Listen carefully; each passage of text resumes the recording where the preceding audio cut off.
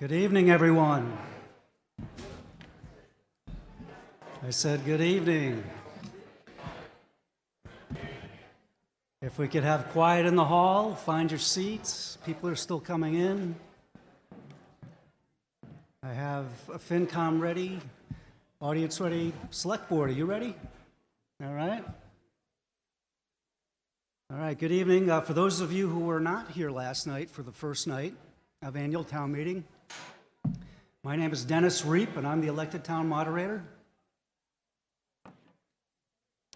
I hereby call for the reconvening of the adjourned session of the annual town meeting of the town of Boxborough from last night to right now here at 7:03 on Tuesday evening.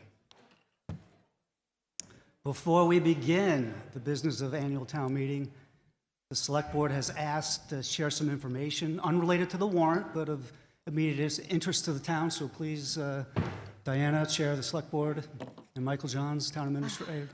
Good evening, everyone. Chief Philibron, would you mind coming up here, please?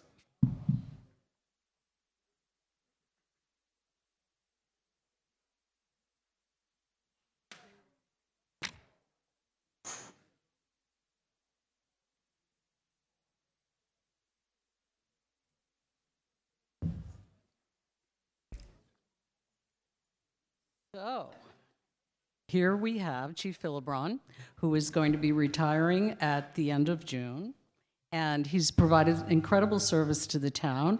So, in recognition of that service, we have here a proclamation from the Commonwealth of Massachusetts State Senate.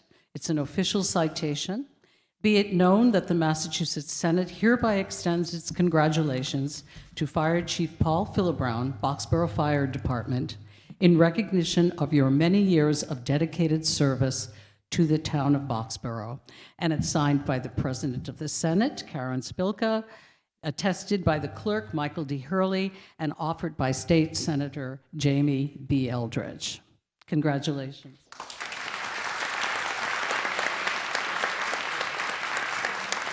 Mike would like to say a few words as well. It's been my pleasure during my first 6 months here to have the opportunity to work with such a long-term experienced professional in public safety as Chief Philibron. He's wrapping up 38 years in his career in the fire service, and we're so proud and happy to have him here wrapping up his long and distinguished career in the town of Boxborough. Since he announced his retirement several months ago, I've had citizens and other employees and board and committee members coming up to me and giving me, impassioned stories of their encounters with Chief Philibron. The first woman who came to me a couple days after his announcement said she's so sad to see him go. They made a 911 call from her home, and she said, it was impressive that they're expecting a couple EMTs and maybe a cruiser to show up, and here's the chief of the fire department showing up with the emergency responders. And she said that's the kind of personal service that they've come to know and expect from Chief Philibron and his department. So on behalf of the staff and employees and residents here in Boxborough, we wish you congratulations and a well-earned, happy, healthy retirement, Chief Philibron.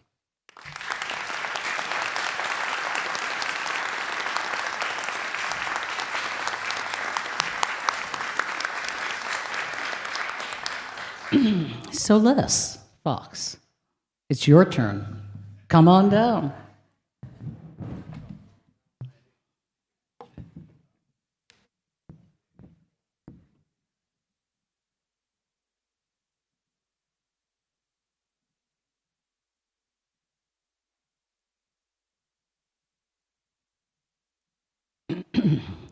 I think Les might be the hardest working volunteer in all of Boxborough.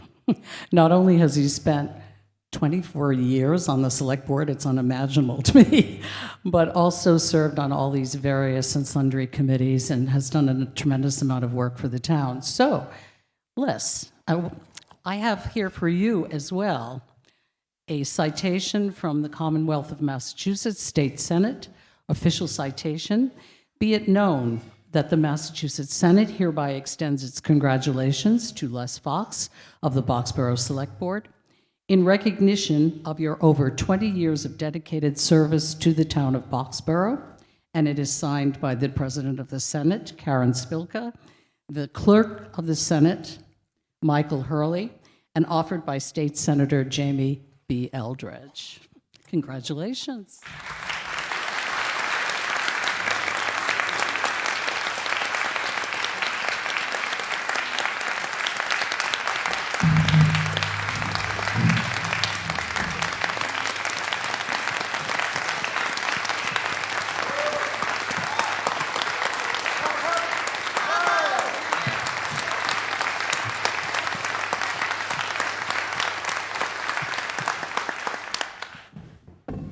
So during my first 180 days on the job here in Boxborough, there were 9 days when I did not either speak or meet with Les Fox. I was away on vacation for 7 days, and 4 of those days I didn't speak to him, and then there were 5 others during the 6 months, on a variety of topics. Usually it was in regards to bringing water to Boxborough. And it was about contacting the condo association, speaking to the attorney, talking to the Littleton Water Department, or what was my conversation the day before with the town administrator or the interim town administrator in Littleton. By the way, was I up to speed on the latest architectural, conceptual drawings from Context Architecture related to the public safety building? Was I up to speed with the latest motion he had made, or the amendment to the minutes to the last select board meeting, or the next select board meeting? So I'm just trying to re-emphasize what Diana has said about the most active volunteer that I've ever seen, and certainly that Diana has ever seen in the town of Boxborough. So to you, congratulations, and wish you a very happy and long, healthy retirement from public service. We know you're not going anywhere. He's indicated he wants to stay active on the Water Resources Committee, as well as the Building Committee, and I'm sure he'll find 3 or 4 other committees to be involved in. So thank you, Les, for making this wonderful time.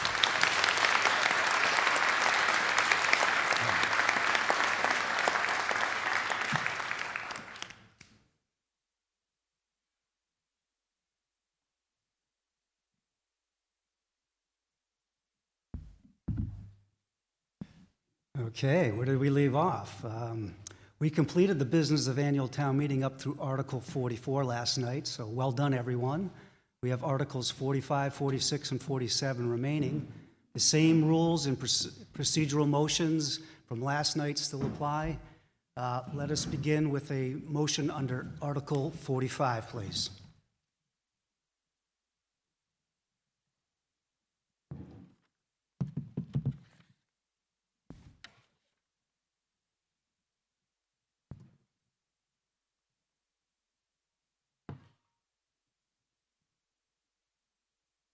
I move that the town request the select board and/or the town administrator or their designee to provide the town with forensic accounting by an independent firm of all costs and expenses, payments and accruals with respect to investigations associated with the Boxborough Police Department and the chiefs of police, both temporarily and permanent, and to publicly publish the results thereof.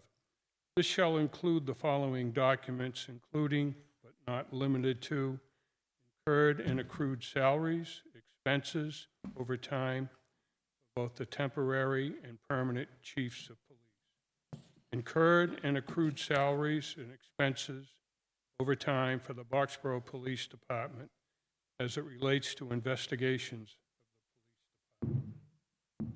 Incurred and accrued salaries, expenses, overtime for the former interim town administrator starting November 17th, 2022 through the present. Incurred and accrued legal expenses as related to discussions, conversations, research, review of correspondence with respect to the chiefs of police, both temporary and permanent, and investigations of the Boxborough Police Department. Incurred and accrued expenses from any and all law firms, including KP Law, for work undertaken by any private investigators. Other expenses such as sign-on bonuses, payouts at the end of contracts, payments for mileage, travel to and from the homes of the temporary chiefs of police to the Boxborough Police Department. Incurred and accrued expenses associated with getting the temporary chiefs of police from Connecticut certified in Massachusetts. Any other incurred and accrued expenses associated with the investigations into the Boxborough Police Department and the Chief of Police, and that the town transfer from free cash the sum of $20,000 for said purposes. It's been moved and seconded. Presentation, Mr. Sutcliffe. Take a second to get it up.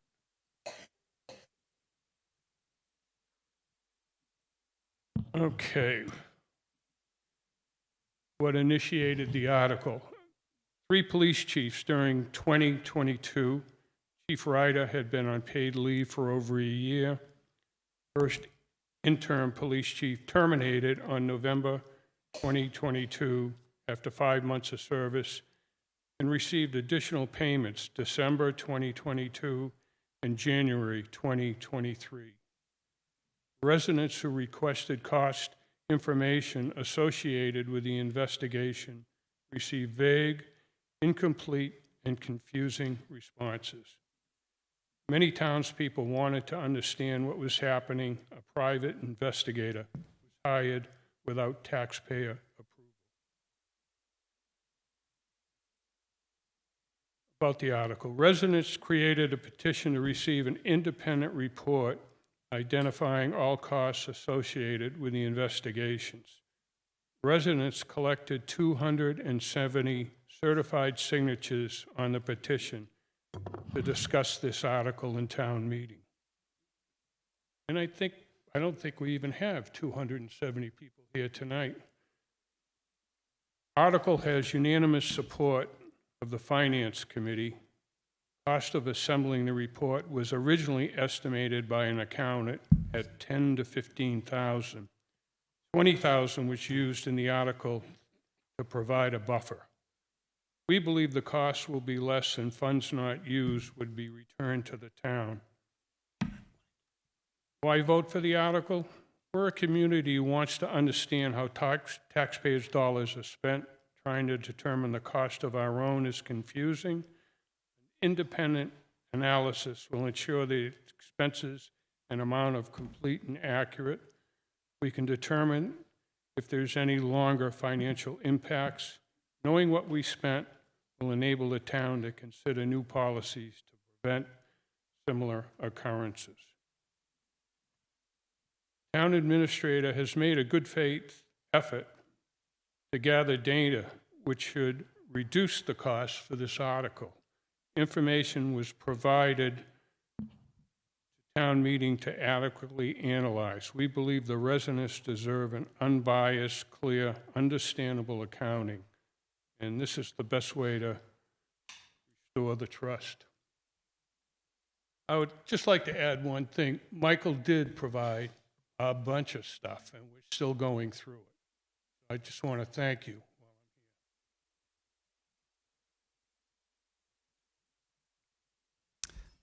Recommendation from the Finance Committee.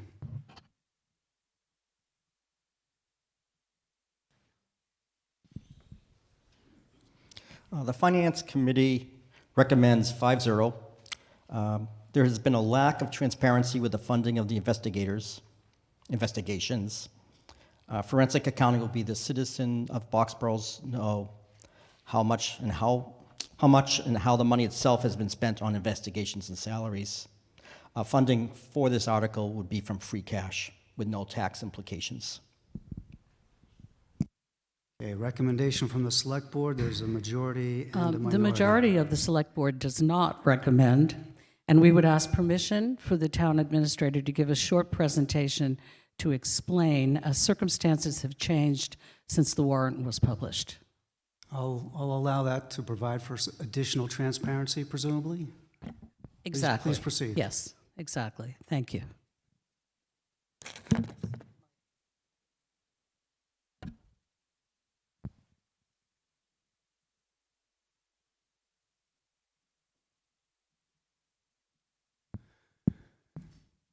Okay, this was the first page on the 202 pages of legal documents and cost breakdown that we had released last Thursday. It's posted on the town website. I had also released this to all the people that I was aware of that had made public records requests for this. That included NBC 10, it included Mr. White, Mr. Barbadero, it included members of the Finance Committee. Basic breakdown, the legal costs spanned 3 years, totaling $63,000. The public records requests, also across 3 years, were a little over $19,000. The investigation expense, which I'm told was out on social media as being in excess of $50,000, was not quite true. It was about just shy of $15,000. The salary and related expenses, and that includes for former interim chief DG, about just shy of $63,000, and that included gross salary, stipends, travel, reimbursements, compensation pay, and wage settlement, and release of claims. Interim Chief Shefchik, his was about just shy of $53,000. That included gross salary, stipends, travel, and reimbursements. He did stay up here in Massachusetts in the Boxborough area for the most part, although he did travel home on the weekends. So this did include his travel, and there was a question about the cost for him to be certified in Massachusetts. There was no cost. I did verify that. The former pay for Chief Ryder, there was no cost to the town. Basically, those costs were reimbursed through injured on duty through our insurance provider. And then the final payout, I'll break down on the next slide, but that was a total of $135,000 just paid out recently, which included vacation, an IT stipend, an annual increase that was retro back to last July 1st, and included a global release of claim and a full settlement. Next slide, please. Okay, the legal expenses and public records requests and the investigation itself, those came to a subtotal of just under $97,000. Under that, the salaries, as I mentioned, those were mostly covered through unexpended funds, as well as reimbursed through our insurance provider for IOD. Of the $135,000 towards the bottom of this slide, you'll see that there was about $25,000 paid out as part of that $135,000 total, and that's something that would be paid out to any employee who's leaving the employ of the town, whether it's through retirement, taking a new job, termination, what have you. So that was just shy of $25,000. At the end of the year, the Chief Ryder did receive a $7,500 IT stipend, which was included in the $135,000. There was just shy of $3,600, which is a step increase that went back, as I mentioned, to retro to July 1st of last year. And then there was a severance, which was just a little over 7 months severance pay, which was just over $99,000. So the grand total of the entire investigation and all severance costs was $196,000, just above that. And I'll give you a further breakdown on the next slide, please. So what I want to show in the next 3 slides, and then I'll wrap it up, are the breakdown of what was budgeted at town meeting, so what was approved by the voters, and in the middle column, and then on the right, what was actually spent. So the top column is what was paid to Chief Ryder in FY22. So it was $156,000 was voted at town meeting, $156,000 was paid out.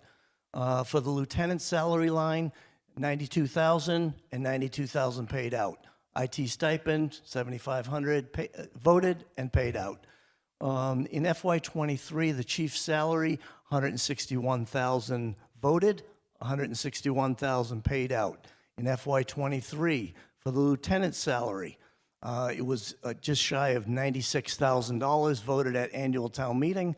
That was not paid because the position was not filled. What happened was that the lieutenant was the acting chief after the chief was put on paid administrative leave, which, by the way, about the same time that the chief went out on paid administrative leave, he was also, he incurred an injury and was out on injured on duty status. As I had referenced, our insurance provider covered that salary. So basically, you see in the top, we paid out, we spent his salary paying the chief, and then the insurance provider paid the town back. So that was, recouped. The IT stipend was voted in FY23 annual town meeting budget. It was not paid out at that time. We'll get to that in the next slide. And then the bottom two are for the interim chief, almost $63,000 for Chief DG, almost $53,000 for interim chief Shefchik. Next slide, please. Okay, as I mentioned a couple slides ago, the legal lines for the 3 years, calendar years 21 through 23, totaled about $63,000. And then in the next line, also legal expenses, but these ones we broke out separately, and those were tied completely to public records requests, response, and review by legal over the 3-year period. The cost of the investigation, as I mentioned, by L'Italian Investigative Services was just shy of $15,000. The injured on duty reimbursement, it was about, over the 3-year period, it was about $328,000. I can verify that we have recouped about $234,000 of that. There was a period in question where the insurance company was not aware that the chief was, they thought he had gone off injured on duty, come back on, so there was some question, so we're still sorting through that at this period. That was something that town council, as well as myself, as well as my predecessor, the interim town administrator, did work to try to find out what was the status of Chief Ryder. And we were finally able to verify that he was out injured on duty during that entire time, so he was paid tax exempt, and we're working to recoup the rest of that money. But to date, we've recouped $234,000 of the salary that we've paid out during that 2-year period. The settlement, as I mentioned, about a 7-month payout was $99,000. As a side note, his contract, there was a provision for a 12-month payout, so it could have been a $161,000 payout. We negotiated a settlement of $99,000. The vacation payout, as I mentioned, that's standard for anyone leaving the employ of the town. The $7,500 IT stipend that I told you voted last year at town meeting, we didn't pay it out initially, but that was paid out as part of the settlement, so he did receive that money. And then his step increase, I mentioned, he also got that. That was $3,600. At the bottom is the difference. So on the left side, about $754,000 that was approved at annual town meeting, and $764,000 was actually spent. And then the last slide, please. This is the final tally. The what was spent over and above what was voted at town meeting was about $9,700. Any questions for me? No, there's no questions for you right now. You're Thank making you. a recommendation. And minority recommendation from the select board, please.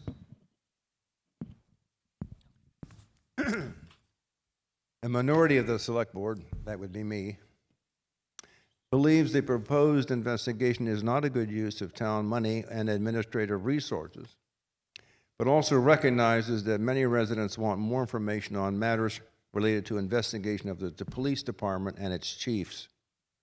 This is an itch that must be scratched. It is in this spirit the minority supports the article.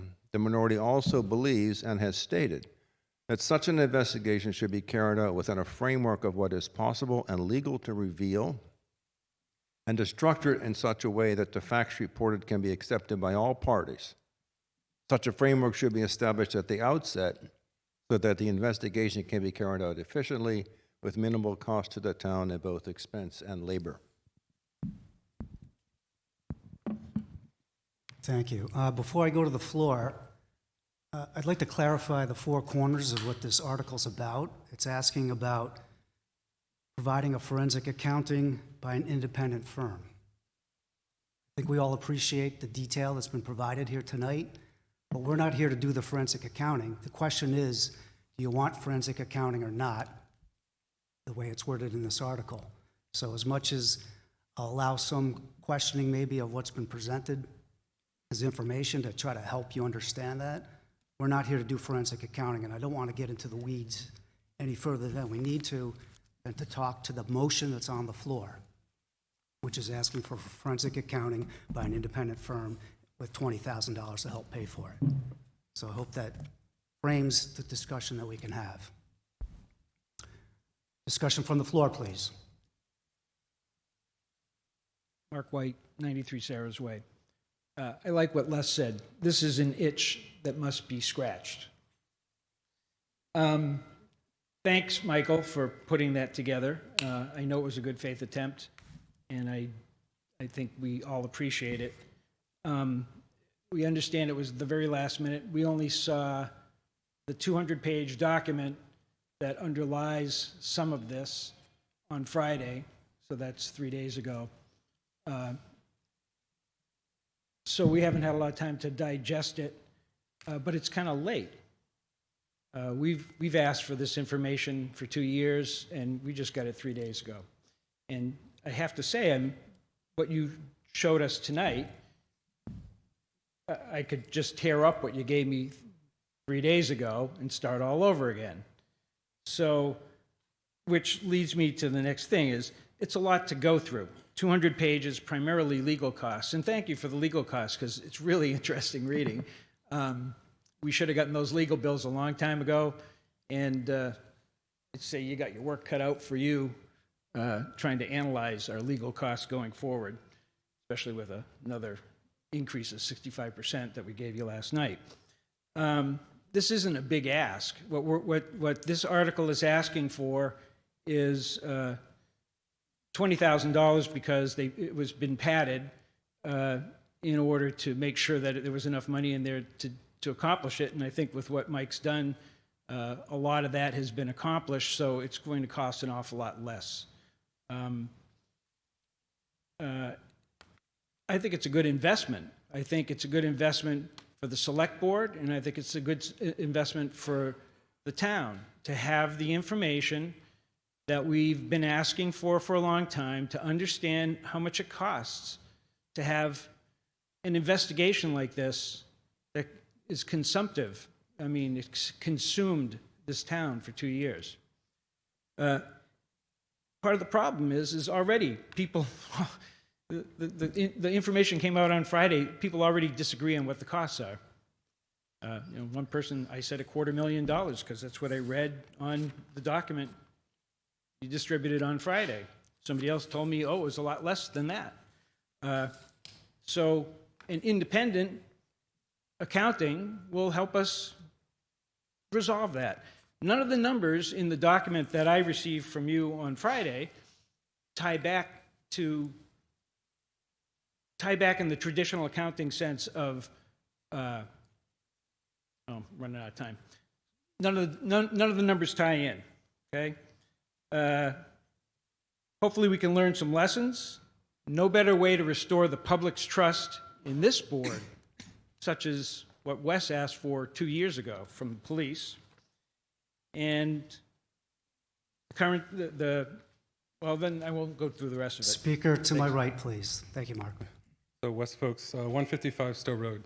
To the previous speaker's point, a lot of the information from the investigation cannot be made public until it's concluded.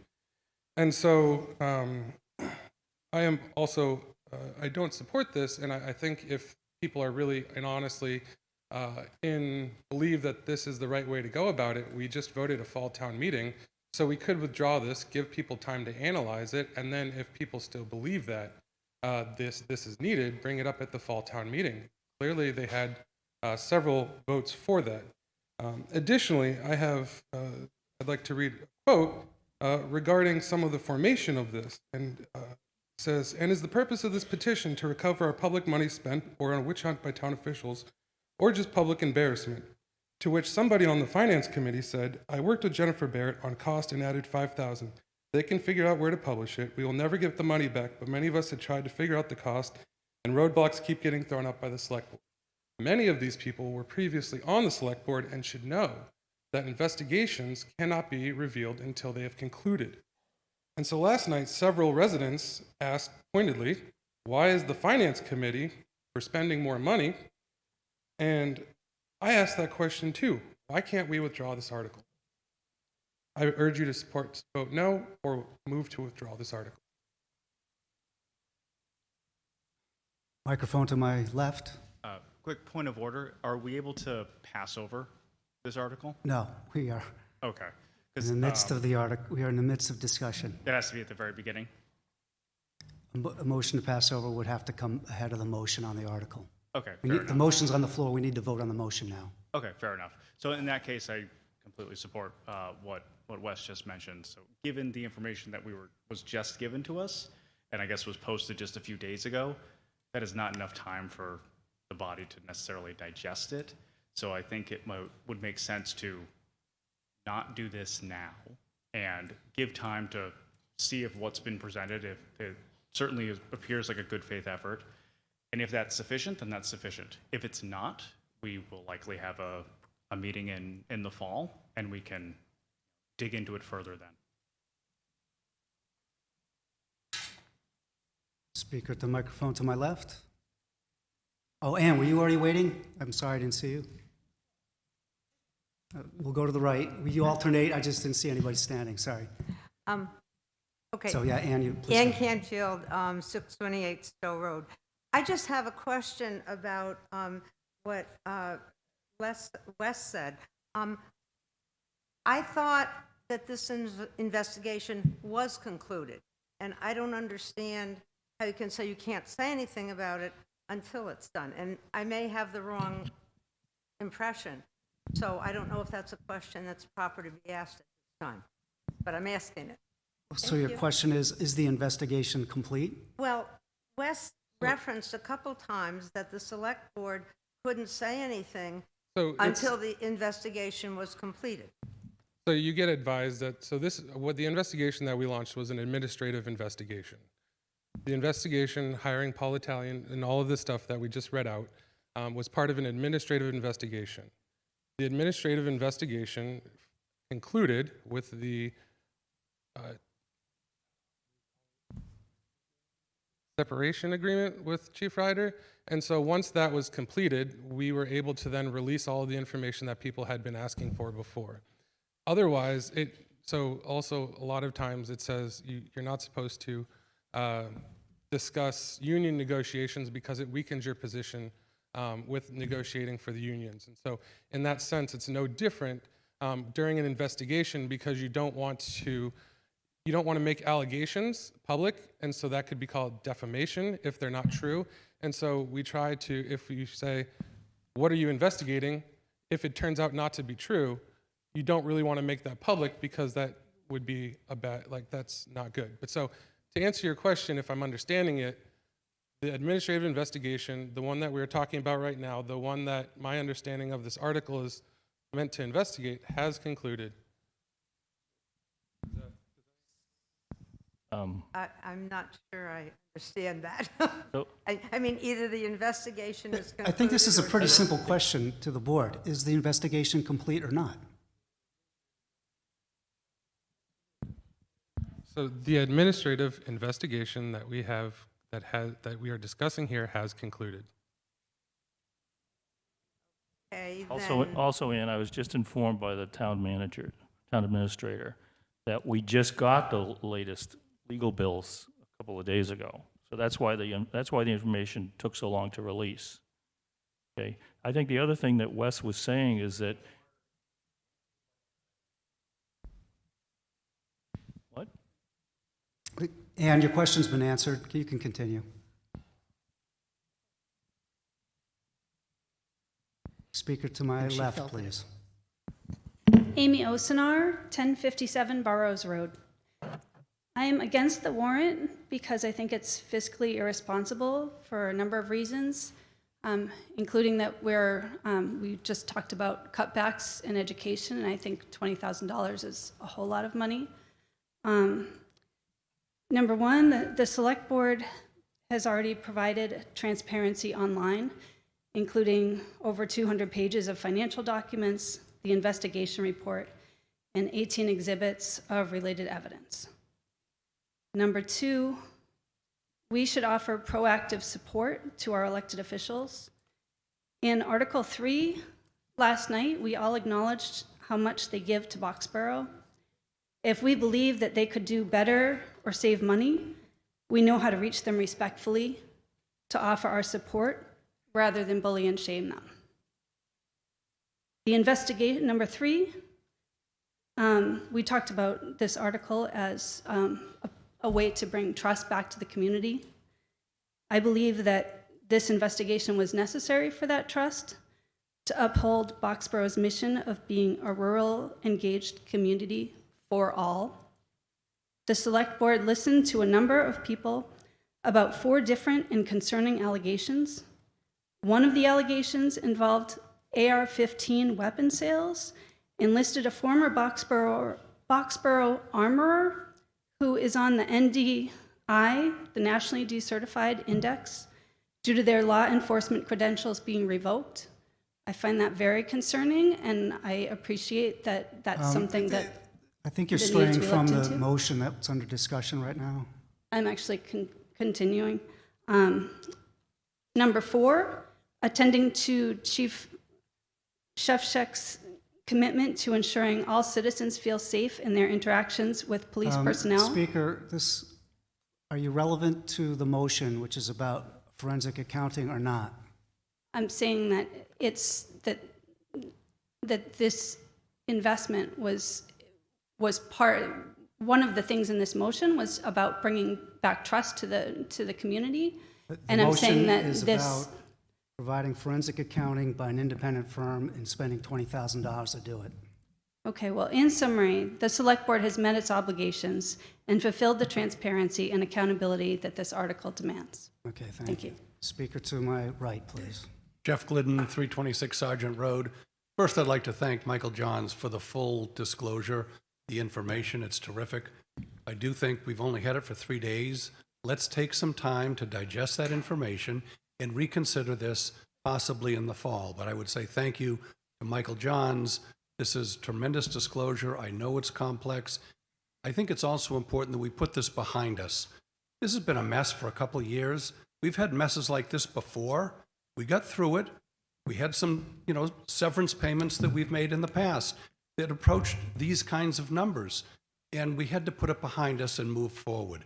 So I'd say thank you to Michael Johns. I'd encourage everyone to vote against this article and to let's reconsider it if necessary after we've gone through the 217 odd pages and all the disclosures. Thank you.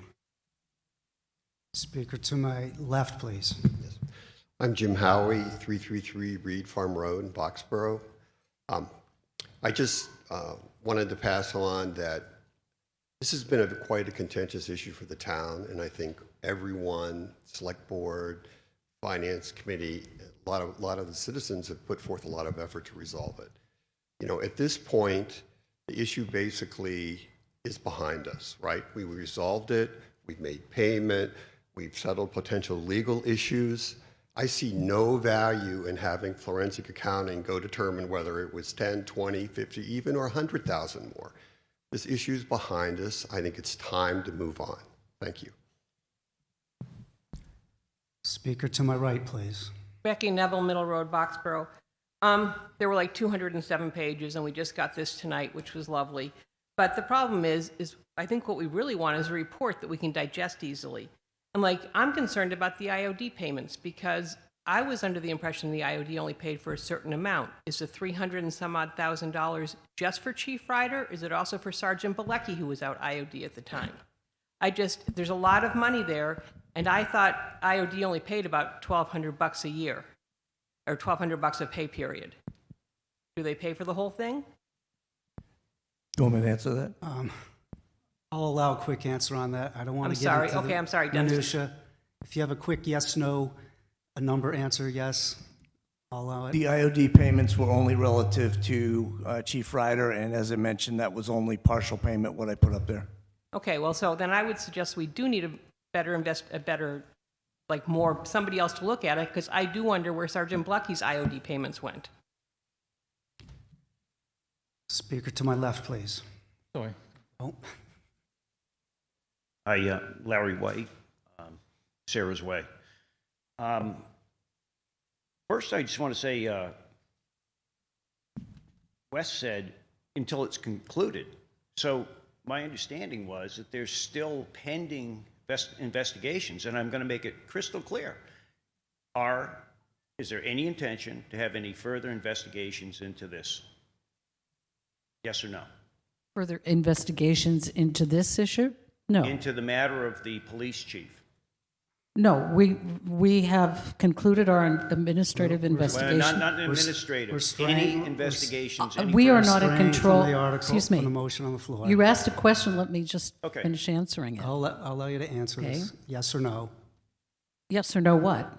Well, because he's asking if Yes, there- but you're I saying don't know. administrative. Excuse me, can I And I'm not please sure answer if the that's a way of question? getting around answering the question. Can I answer the question? Can I answer the question? Okay. Yes or no would be easy. Yes or no what? Because Is there going just to be a any moment. Wait a minute, you don't let me speak. Is there going to be any further investigations concerning the Chief Ryder situation? Is there any not plans? as far as we're concerned. Okay, thank you. All right. Now, This is not, that's not relevant to the motion, so well, please keep yes, it but on. I think it is. Why does it take till now, till days before this meeting to get this information? Why is it has to be forced out? So it's odd that it comes at such a late date. And my concern is that for $20,000, it's probably going to cost the average taxpayer about $10 in their taxes for a year. So I'd be more than willing to pay $10 to find out the truth, because I really don't trust what's going on anymore in this town. I feel that there's a pattern of behavior, a culture in the town of Boxborough that consistently and maliciously violates the rights of people, and with reckless abandon. And this has led to numerous lawsuits. There's been a parade of employees in the town of Boxborough, and there should be a review of the policy, and people should have to have, in my opinion, mandatory training that makes them understand that people have constitutional rights. And apparently, people that work for the town in different capacities seem to think they can do whatever they want to people, and I don't think that's appropriate. So, by getting at the point of the article is maybe if we, I'll finish, maybe, I have time, maybe Back to the motion, please, Larry. I'm on the motion. Maybe if we do a forensic accounting, and it'll cost us all $10 each, that we would get to the truth of the matter, because I'm not really, I don't believe what I'm hearing anymore. I feel as though there's a lot of manipulation going on. I felt what happened to the police chief was inappropriate. So I want to have some answers, and I think for $10, I say we should do it. Thank you. Speaker to my right, please. Hugh Fort Miller, 459 Sergeant Road. I think this article is divisive. My concern is that we need to heal this town, and I think we need to trust one another. We've reached that point. If you don't trust our new town administrator, if you don't trust the figures he's just given us, his explanation of why he was not able to give them before the end of last week, then go ahead and vote yes. I think that is a blow to the trust that we need among one another. I was encouraged last night to find that that town is beginning to heal. What the town administrator, finance committee, and the select board did for us in arranging the budget, I think is a measure of the direction in which the town can go. I was also encouraged last night to find that Ann Canfield and Mark White agreed with one another. And we do need to laugh with one another. We've been scowling at each other too long, and I think this article allows us to continue to do so. It's time for us to be able to look each other in the eye without feeling anger or lack of friendship. We need to be able to smile and talk to each other instead of continuing in the way we have. And I think this article only encourages the separation. The $20,000 came out of our taxes, let's face it. It's time to get together and to talk with one another. This article, I think, gets in the way. I'm going to vote no, and I hope you will too.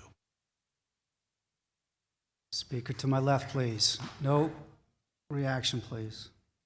Tony Newton, 179 Summer Road. I'm also a member of the Finance Committee. I'm quite disturbed that this information, these numbers came out tonight, this last moment. And looking at the numbers myself, just eyeballing them, the math doesn't even add up to me. And if I can't understand that right now, this is not the time to look at numbers and make a decision on this. We should have had these numbers before now to actually analyse them, look at them against the budget, figure out where it came from in the budget, and we have none of that information. The fact that the Finance Committee is voting unanimously in favour of this motion should tell you something. So I urge you to continue to support the motion. Is there a speaker at the right microphone, to my right? Yes, please. Sue Ruther, 318 Reed Farm Road. I'm moving the question. All right, is there a second? Moved and seconded that we stop debate now and vote on the motion. So this is just a vote now to stop debate. It takes a 2/3. It's not debatable. All those in favor of ending debate now to vote on the motion, please raise your cards.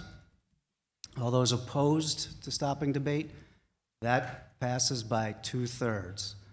So we are now voting on the motion for Article 45 as presented tonight. All those in favor of Article 45, please raise your green cards high where I can see them. All those opposed, raise your green cards. We're going to count those votes. It's close. I need counters.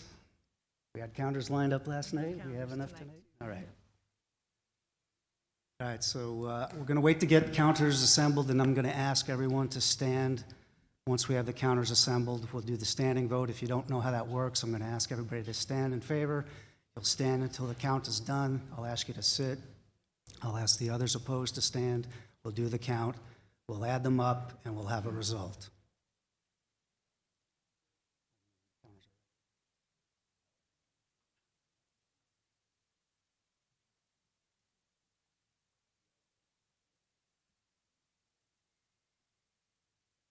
All right, if counters are ready, all those in favor of Article 45, please stand, remain standing, and please do not move around. Stay in place so you can be counted.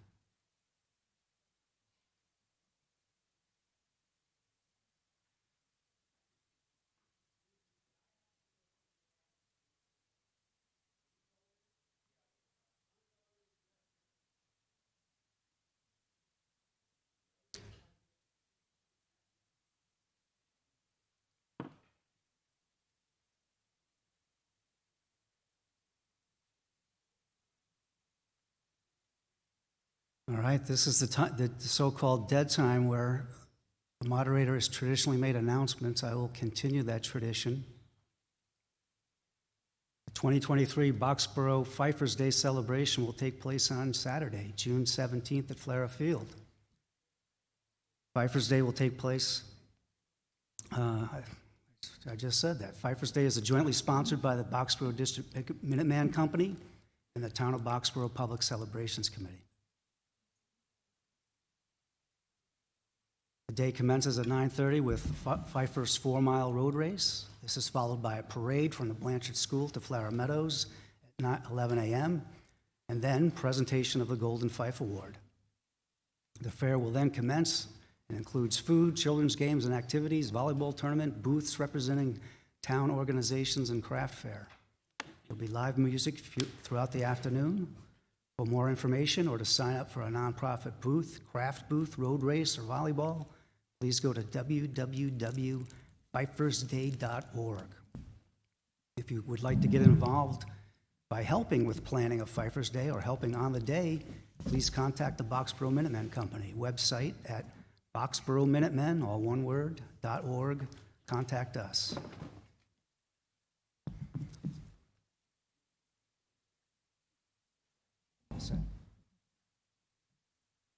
Okay, you may sit down.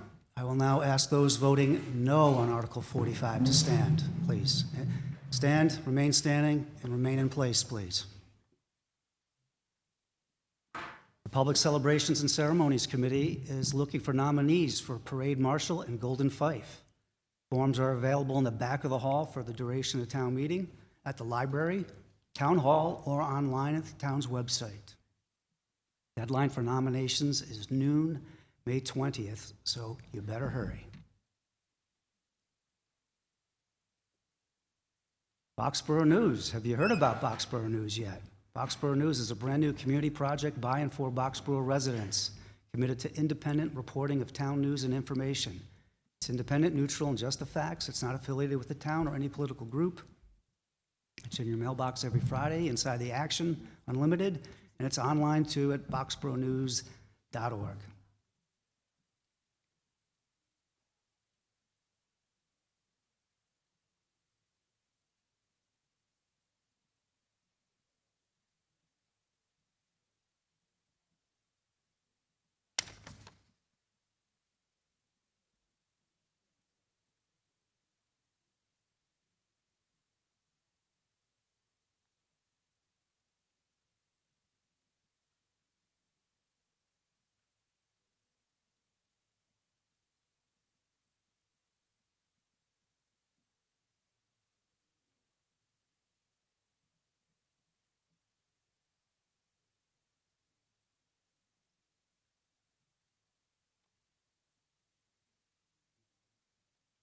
That motion, you may sit down.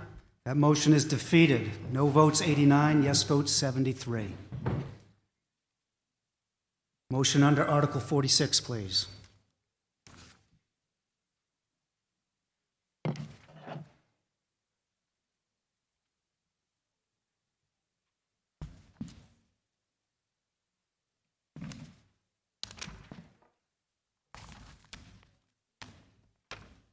I move to see if the town will vote to amend Boxborough zoning bylaw section 4.2.2 accessory apartment by adding the following language in bold italics and deleting.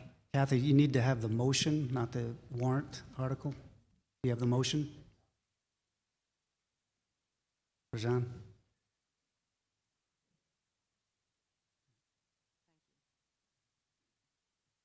Yeah, please proceed. I move that the town amend the Boxborough zoning bylaw, section 4.2.2, accessory apartment, to add the language in bold and delete the language indicated by strike-throughs, all as printed in the May 8th, 2023 annual town meeting warrant, and further, that non-substantive changes to the numbering of the zoning bylaw be permitted in order that it be in compliance with the numbering format of the zoning bylaw, and in accordance with a further amendment that I gave to the town clerk, that the wording in amended section 7 read that the domestic water and sewer system shall be adequate to serve both the existing single-family dwelling and the accessory apartment according to the Boxborough Board of Health regulations regarding accessory apartments as amended. Second. It's been moved and seconded. Presentation from the planning board, please. In the warrant, you will find a fairly detailed summary to which I would add my own remarks that many of you may be acquainted and aware that this bylaw has been in our zoning bylaws for a couple of decades.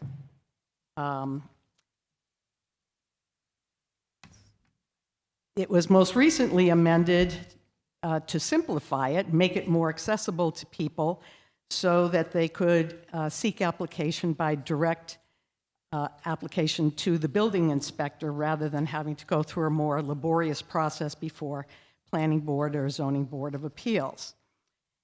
We checked with the building inspector, and this building inspector has not had any applications, and that pattern has been the case for pretty much the full 20 years it's been on the books.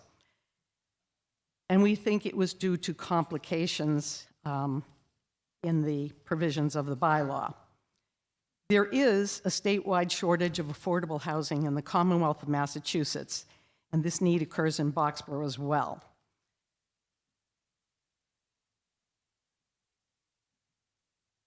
The planning board has taken the trouble to change the existing bylaw by eliminating the restrictions identified for qualified occupants, increasing the overall size that could qualify as an accessory apartment, and remove the restriction on the number of rooms, substituting a 40% limitation of the existing dwelling or 1,300 gross floor area upper limit.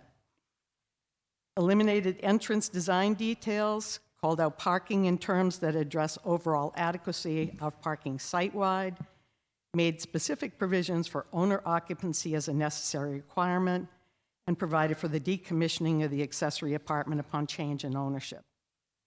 The planning board feels that this will not only offer a greater variety of housing options in town at more affordable rates, but it will assist some of the existing population to age in place with the supplemental income of a rental unit. The clarification of certain terms will make it easier for the building inspector to determine whether a property qualifies for the grant of an occupancy permit, and will also simplify decisions about enforcement. No increased funding is required for this article. There is an overarching limitation on the use of this, which is due to a bylaw provision longstanding with the Board of Health that mirrors Title V requirements. This may pose an expense to people wishing to pursue this, but after consideration and conversations with the Board of Health, we feel that it is in the best interest of the health and safety of all occupants of the town. I do apologize for the amendment. I hope it was on the screen. The amendment in wording. Planning board does not favor amendments on the floor of town meeting, but there was a sequencing issue in terms of meeting with the Board of Health, hearing their concerns, and Alec does keep us very straight in terms of open meeting law, and we can't talk about things until he's had a chance to publish them and have them appear on an agenda. So there are questions. Recommendation from the Finance Committee. The Finance Committee recommends this will give the ability for residents to age in place and/or derive income from their homes. Comments, discussion from the floor, please. Microphone to my left. Yes, thank you, Mr. Moderator. Owen Neville, 317 Middle Road. I want to thank Planning Board Member Vorse and the entire board for bringing this forward. It incrementally helps to move this forward, and hopefully people will take advantage of this. It's not perfect, but we can't let the perfect be the enemy of this improvement in our bylaw. I urge everyone to vote in favor of it. Speaker to my right, please. Mr. Moderator, I think... Name and address, please, just for the record. We know who you are, Mark, but... Mark Barbadoro, Old Harvard Road. I just need to get some clarification. I think Ms. Force was also discussing an amendment to this provision, and if we could get that clarified. Okay, so was that part of the motion to discuss, to move on the wording of what's I in? did move that at the end of my reading of the motion that you provided, and I had previously submitted it to the town clerk. Did people see it on the screen to understand? The motion included this, I think, revision to the wording, which is still within the four corners of what's printed in the warrant. This is a simple clarification, if I understand that? It was a substitution of nomenclature that the Board of Health requested because they used different nomenclature in their regulations and thought that it would give greatest clarity if our wording reflected theirs.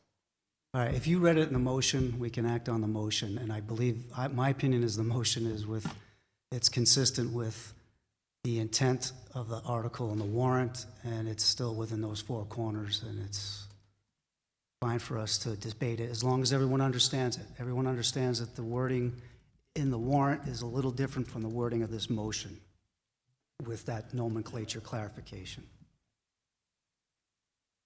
So, Can I use up the balance of my 3 minutes? yes, you may. Thank you very You much. have 3 minutes. Okay, so I just wanted to further explain that the Board of Health has terms that they use in their Board of Health rules and regulations, and what we didn't have when we were making the bylaw was their exact nomenclature. So they asked us to strike words and replace them with terms that they defined, that are defined in Title V and in the Board of Health rules and regulations relative to septic systems, and that was the purpose behind the amendment. Thanks. Thank you, Mark. So again, the clarification provided, the motion further strengthened the intent by clarifying what was printed in the warrant. This is perfectly valid for what our intent and purpose is here tonight to discuss and vote on this motion. Speaker to my left, please. Michael Toops, 118 Pine Hill Road. Glad also to see this coming forward. I think this does have benefit for the town. The question I have is condition 10, that is new text that was put in. And I'm trying to understand that if a property changed hands, would it require the demolition of the accessory apartment or removing the privacy wall or the kitchen before the building could change hand, even if the new owners were to intend to use it in a similar manner? That's a good question, and we had a lot of discussion on that. Okay, just for clarification for everybody, we're talking about item 10 on page 95 of your warrant, if you're following along. Is that what you're referring to, Mr. Correct. Toops? And, Correct. Can we get this on the screen, please? Is there a way to pull that up, just so everybody can understand it? Yeah, zoning stuff is pretty nitty-gritty here. Let's be sure we see what we're talking about.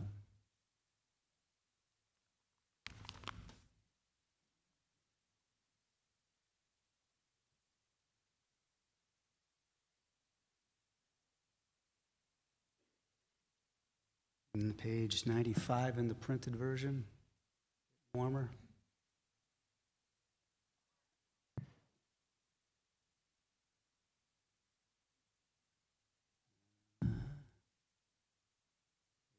Next page, definitions. Yeah, right above Article 9, definitions. That's it. Okay, Yeah. Section 10. This is the portion you're questioning, right? All right, let's just Correct. be clear about that. So I'm Let's- trying to let's be- understand if the property had to change hands for a variety of reasons, and the new owner wished to maintain the conditions required under this article as an accessory apartment, would this article require the accessory apartment to at least lose privacy of the kitchen before the property could change hands? This provision would require some element of the separation of the units to be removed in order to cause it not to be separate units. If there were a partition, different entrances, whatever, something to be altered so that, clearly an individual buying a property could have two kitchens. One of them could be the man cave kitchen, you know, but you don't want them to be separate units. In the extreme, it could cause the requirement to remove the kitchen. And we had some back and forth and disagreement of discussion on that topic. And it was decided that just the removal of some element of division, separation, and, you know, privacy, so that it would knit the place back together as one unit, would be required, and then the new owner could pursue the permit on their own. All right, I find this a bit problematic, especially if we're requesting seniors to maintain housing. Would the same thing happen under an inheritance? We believe yes. In fact, we even discussed about the business of a senior needing to no longer owner-occupy by virtue of perhaps having to go to an assisted living facility. They could rent the house, but they could not have two tenants. The intention is not to, you know, proliferate apartments to that degree, because we don't want to invite investors into town to buy single-family residences, chop them up into rental units, and, you know, do what Airbnb has done to some of the more urban areas. The issue of owner occupancy is important, and only one tenant. Okay, thank you. I think this may be something that we may want to come back to town meeting in the future. I am for the rest of this, in deference to the point of not liking to do, well, this is not a zoning article technically, so it passes, this is part of a general bylaw, correct? No, this is a zoning article. Mhm. There's an existing zoning article on accessory apartments. This one We're is zoning. amending it, yes. Okay, Thank never you. mind. This is a zoning, so in deference to not doing amendments to zoning articles at town meeting floor, I think we may want to consider the impacts of that item 10 in the future. But I do think we are moving in the correct direction. Thank you. Thank you. Anyone at the microphone to my right? Mark Barbadoro, Old Harvard Road. I've been accused of mansplaining, and I apologize to Kathy for this if I do this, but existing properties with that are no longer intended to be owner-occupied requires a change to that structure to make it not be two separate dwellings. Dwellings have independent facilities for cooking, sleeping, eating, sanitation, and privacy. That's because it's independent. So if you sell your property, nothing need be done to that property, but it is a two-dwelling property at that point, and the bylaw has always said they're going to be owner-occupied. So if you decide to buy one of these properties and you want to just rent it out and not have that be your residence, you're going to need to make a modification. Could be to get rid of the privacy of the unit. You can keep two kitchens in a dwelling in Massachusetts. There's been appeals court cases on it. Ernie Bach is an example of it, where they allow multiple kitchens in one dwelling. So, you know, it's not quite as bad as it seems, but what it does allow for is when your neighborhood is being kind of overrun with people because they're packing them into this two-family dwelling, you can go to the building commissioner and he can knock on the door and go, hey, I don't see the owner around here, so you need to modify your building and all live in there as a single family with the kind of numbers of people that a single family would have. That's the intent. Speaker to my left, please. Yeah, Gary Kushner, 158 Flag Hill Road. During the presentation, Kathy, you talked about affordability. It got me wondering, these accessory apartments, do they count towards our affordable housing? We haven't made any formal approach to the Housing Committee on that. This was working from an existing bylaw, and merely facilitating people creating these apartments. But these are apartments that are rented, so can they count towards affordability? My understanding is that with the affordable housing, it has to be committed in perpetuity or as close to that as possible. And that would include restrictions on rent increases and that kind of thing. And I don't pretend to be an expert on that, but perhaps there's someone in the room who is more knowledgeable. But I think the critical thing is that affordable housing has to be committed to be affordable housing as it goes forward, changing hands. And that's not the concept behind this bylaw. Speaker to my right, please. Al Murphy, 411 Hill Road. I do not believe that they will qualify as affordable housing because there's no, as I understand it, there's no requirement for income limitations in the bylaw and no requirement for deed writers. However, they would probably make the housing more lowercase affordable because they would increase the amount of housing in town, which is economically a good thing and something that will probably lower prices. Thank you. Supply and demand. Yeah, that's pretty powerful. You'd be surprised. Is there anyone in line at the left? Yes, please. Next. Marie Cannon, Board of Health. Sorry, that was loud. Marie Cannon, Board of Health, Chair. Yeah, they came to our meeting. Thank you, Kathy. And I just wanted to clarify one item. Just people were asking about the language, and when this article was first prepared, my only reaction was that they didn't reference the Boxborough Board of Health requirements. So you have to come to us to find out what those are. And not every property could be just added a kitchen and move on and build another bedroom. There are requirements that have to be met per Title V, and the key one that relates to this is if you were to have an older system that didn't have a 2-compartment septic tank, that is one key thing that you would need to switch if you don't have a 2-compartment septic tank. If you have a larger house,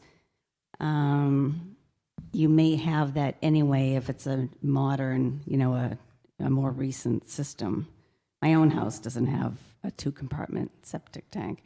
So that was one of the things. And a lot of people who move in a town, you might think this is amazing, but they're from the city. If they're from the city, they have no idea about this whole septic tank thing.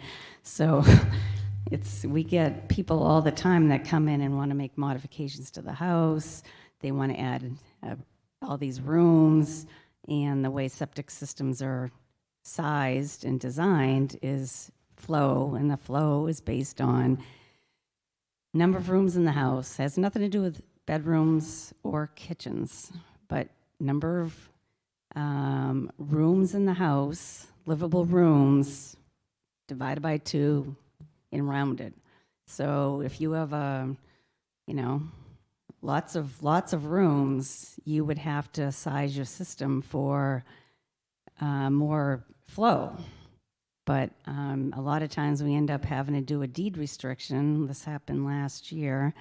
Somebody had just bought a house, the septic system was just upgraded, brand new, and they wanted to add, an office, a bonus room, and another room, and we ended up, it was a brand new system, and it was modern, so we did let them get a deed restriction. But just want to clarify that we just want to be involved and make sure that everyone is protecting the environment and, properly treating waste from their dwelling unit. Thank you. Did we miss anything, Any Kathy? speaker from my right, please? Anyone else in line? Your time's up, Marie, sorry. Thank you. Hi, Johanna Chu, 350 Road. Closer to the mic, Yeah, please. I have two questions, and I need the answer for the first question before I can ask my second. The first question I have is, creating this accessory apartment, does that change your property tax rate?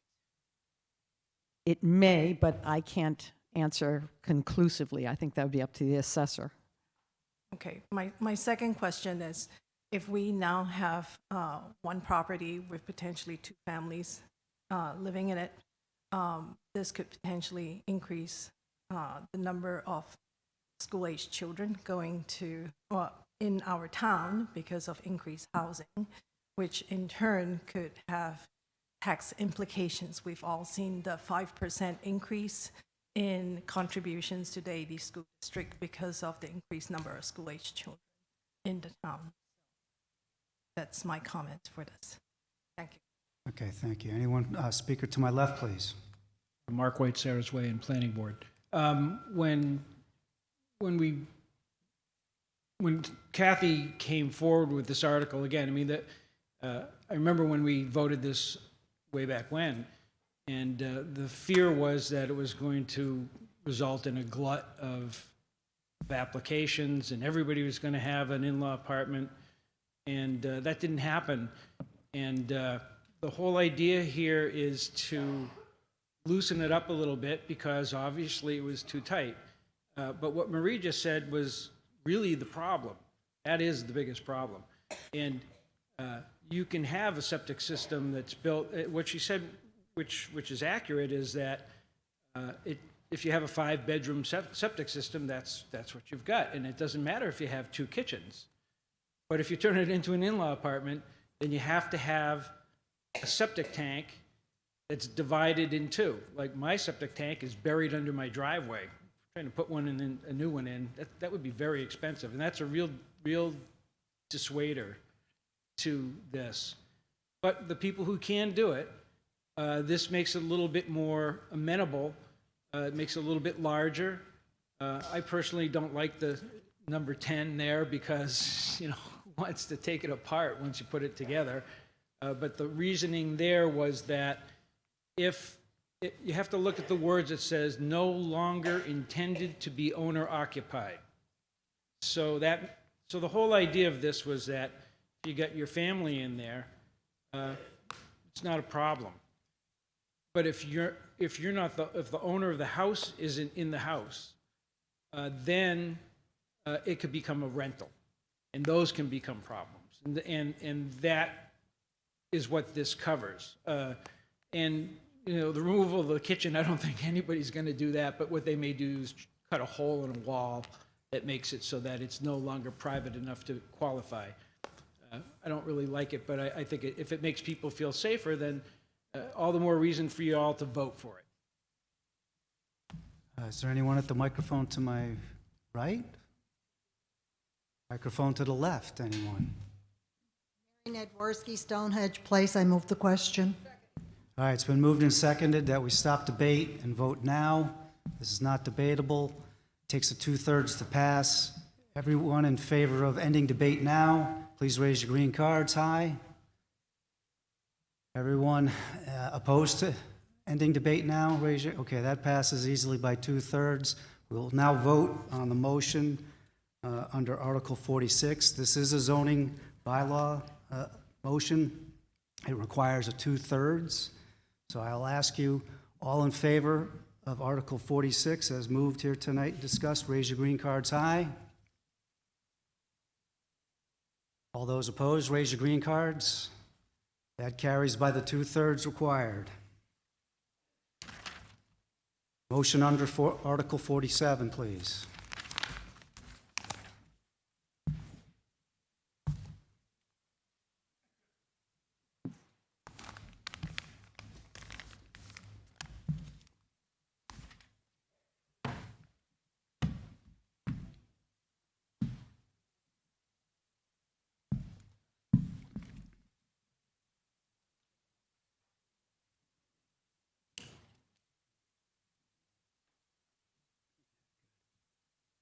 I move that the town amend the Boxborough general bylaws by inserting a new article number 9, 5 tree protection and preservation bylaw, all as printed in the May 8th, 2023 annual town meeting warrant, and further that non-substantive changes to the numbering of the general bylaw be permitted in order that it be in compliance with the numbering format of the general bylaw. Is there a second? Moved and seconded. Second. All right, presentation, discussion from the planning board, please. Good evening, Rebecca Werner for the Planning Board.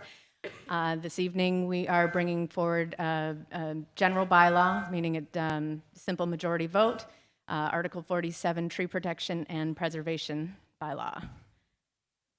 The Planning Board is bringing this forward to put in place a general bylaw with a primary goal of protecting and preservation of trees on public and private property during significant demolition or development activity. Beyond the protection and preservation of trees, the bylaw also proposes a tree replacement schedule for removals and creates a tree protection fund that can be used towards health assessments, replanting, and maintaining of trees in our community. So tonight we're going to talk about benefits of forests, why Boxborough needs a bylaw, what the review process is, how an example might impact a development parcel, resources that were consulted and feedback that we received, and then costs associated with this. So green space preservation, it's in quickly developing communities, it's a very integral part of urban planning. It's been long since understood, since long before Olmsted, and we really appreciate our big public spaces that were created, like Boston Emerald Necklace and New York City's Central Park. These spaces become kind of a heart of communities, and they give a lot of respite to neighborhoods. So everybody's seen this slide before. I really like this image. The lungs of the earth.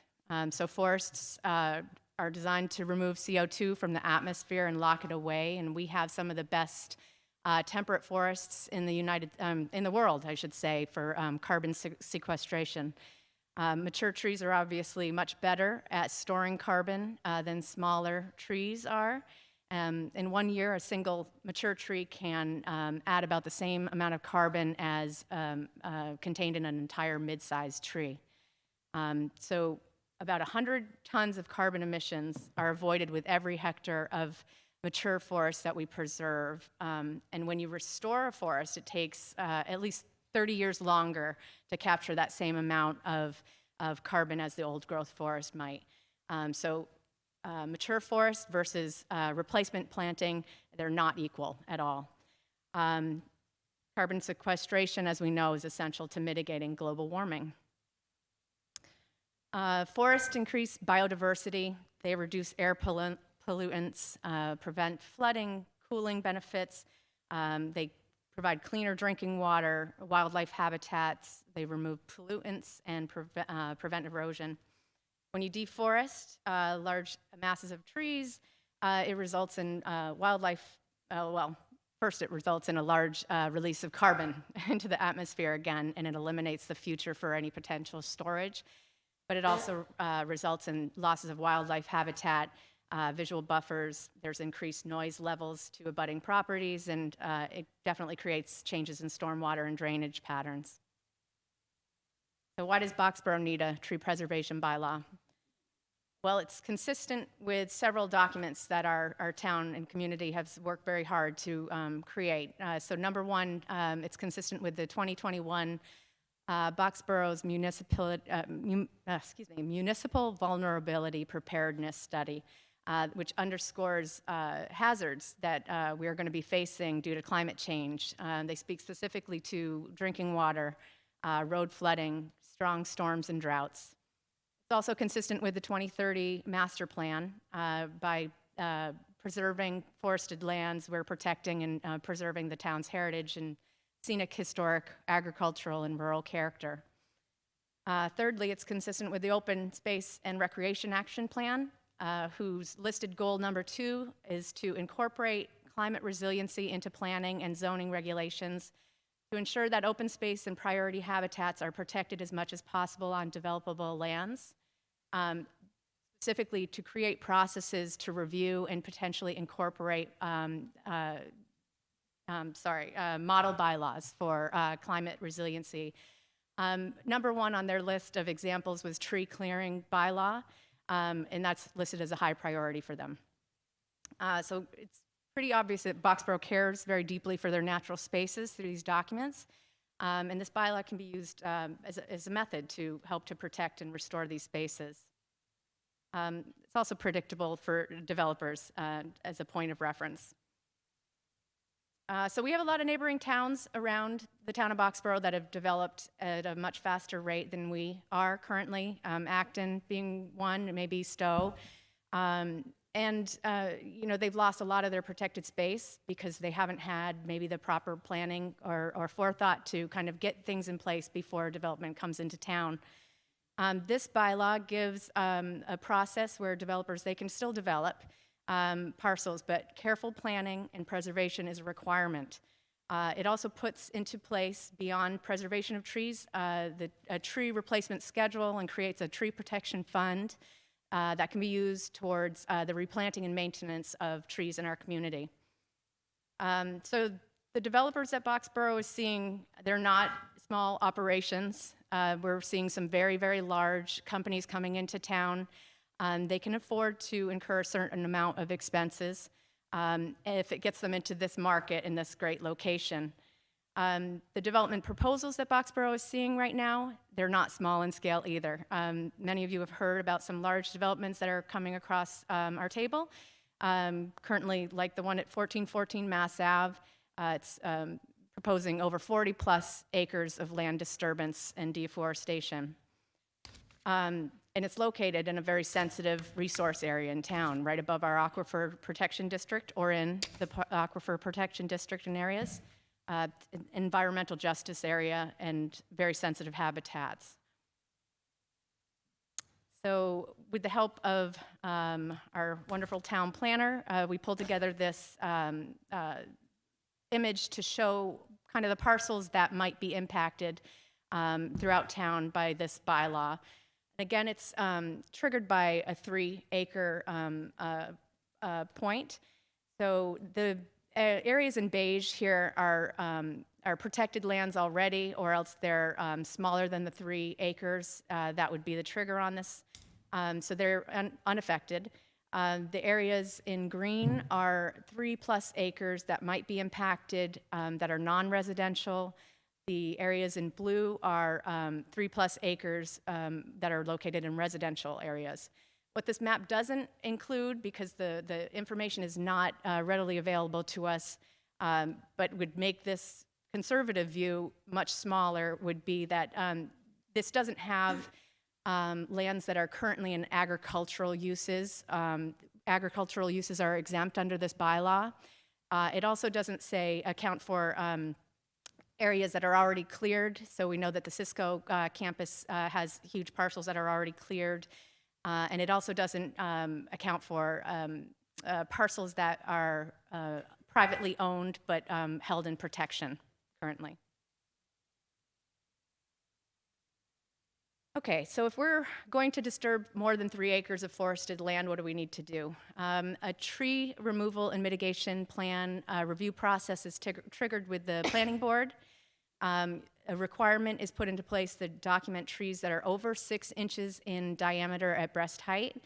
Abutters get notified so you know when these clearings are going to take place and you can speak to them. And you're required to document a tree protection plan and a mitigation effort. So beyond the protection, there's mitigation options, and we have 3 of them, and you can do any combination of the 3. So there's an option to replant non-native trees at a 1-inch to 1-inch caliper rate. So if you took down a 6-inch tree, you would be required to put in 2 3-inch trees, for instance. As an incentive, you could replant with native trees at a 1-inch to 1/2-inch rate. So if you took down a 6-inch tree, you know, on a 3-acre lot, then you would replace it with half of that. And that's really to incentivize the use of native plantings. A third option is to contribute to a town tree preservation fund. So a 6-inch tree would equate to a $600 fund add. So I got many questions about what does this mean to me if I'm going to clear. So I used a 1-acre scenario on this just because it's easier. And it's very difficult to estimate how many trees are on a lot. It's very difficult to say they're all one size or they're multiple sizes. Every site is very different, terrain is very different. But for this exercise, I made a couple of assumptions so that you could see how this gets calculated out. My research said there's an estimated 30 to 50 trees on an acre of land. I also found a higher number of 70, so I held that in there just to be conservative on this. It doesn't state if all of those trees are going to be applicable, because if it's under 6 inches, it wouldn't apply to those smaller trees, but I'm assuming that they all are for this exercise. Also, for my easy math, I've assumed that they're 10 inches in diameter. So the mitigation options for this, and any combination still applies. For 30 to 70 trees on an acre, you would replace at a rate of 300 to 700 inches in replacement non-native trees. If you replace with native trees, you'd cut that in half. And if you paid into a tree preservation fund, you would pay $3,000 to $7,000 for that same scenario.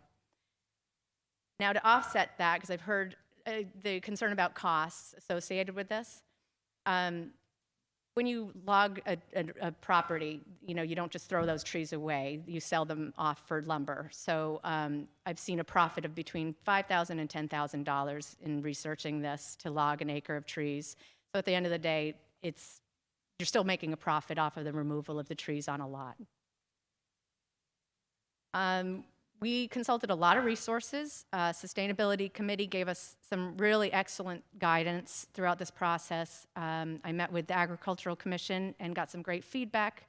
Also great feedback from the Finance Committee at a couple of meetings. This was sent to the Community Preservation Committee, Conservation Commission, Conservation Trust, EDC. I met twice with the tree warden. And then, of course, similar bylaws were consulted in making of this. So I got some great feedback from the Boxborough tree warden. Annually, he seeks funding for public tree assessments by a certified arborist, funding for tree companies to remove trees that are too big for DPW equipment, funding for tree replacements for public spaces such as the South Cemetery, funding for emergency tree removals, and you can't really tell how much you're going to need for an emergency tree removal until it's there.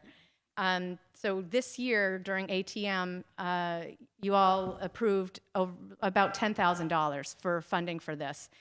The Tree Preservation Fund can be used to offset those tax-paying dollars for all of these items that are listed here. During the discussions with AdCom, we received the following feedback on this slide.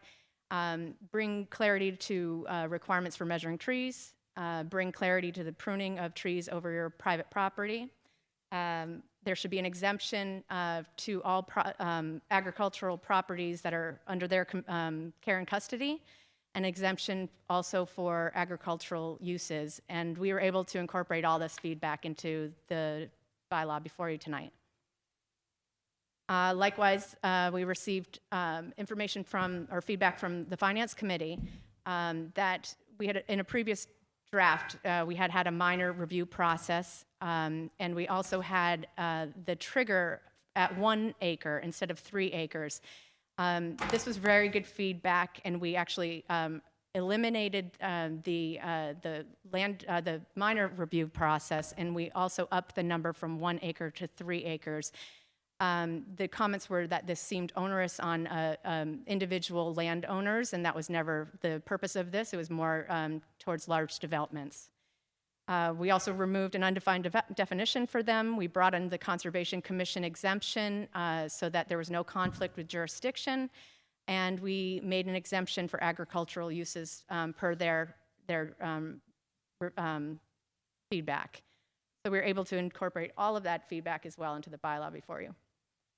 So what are the costs associated with this? There's no cost to implement the bylaw. There is a revenue created by implementing the tree protection fund. I outlined those before, but they're here before you. And then if, you know, the tree warden often does assessments of smaller areas within town, but it may benefit the town to do wider, more frequent assessments of trees throughout the town, just to keep up with liability issues, because every winter we get a great big storm, and if they could assess properly annually, then we might be able to reduce the possibility of liability due to trees falling on people and property. So I hope that you'll vote yes. I appreciate you listening. This bylaw is consistent with 3 different plans and master plans and studies within the town. It definitely does all the great things that we want to protect in our community. It maximizes sustainability and carbon sequestration. It supports recreation. It protects abutters, and then it's predictable permitting for developers. Thank you. Recommendations, majority and minority from the Finance Committee, please. A majority of the Finance Committee recommends. And the minority is just a little bit concerned about commercial development and affordable housing development and how this might impact that. So I think we should be aware of that, that downside.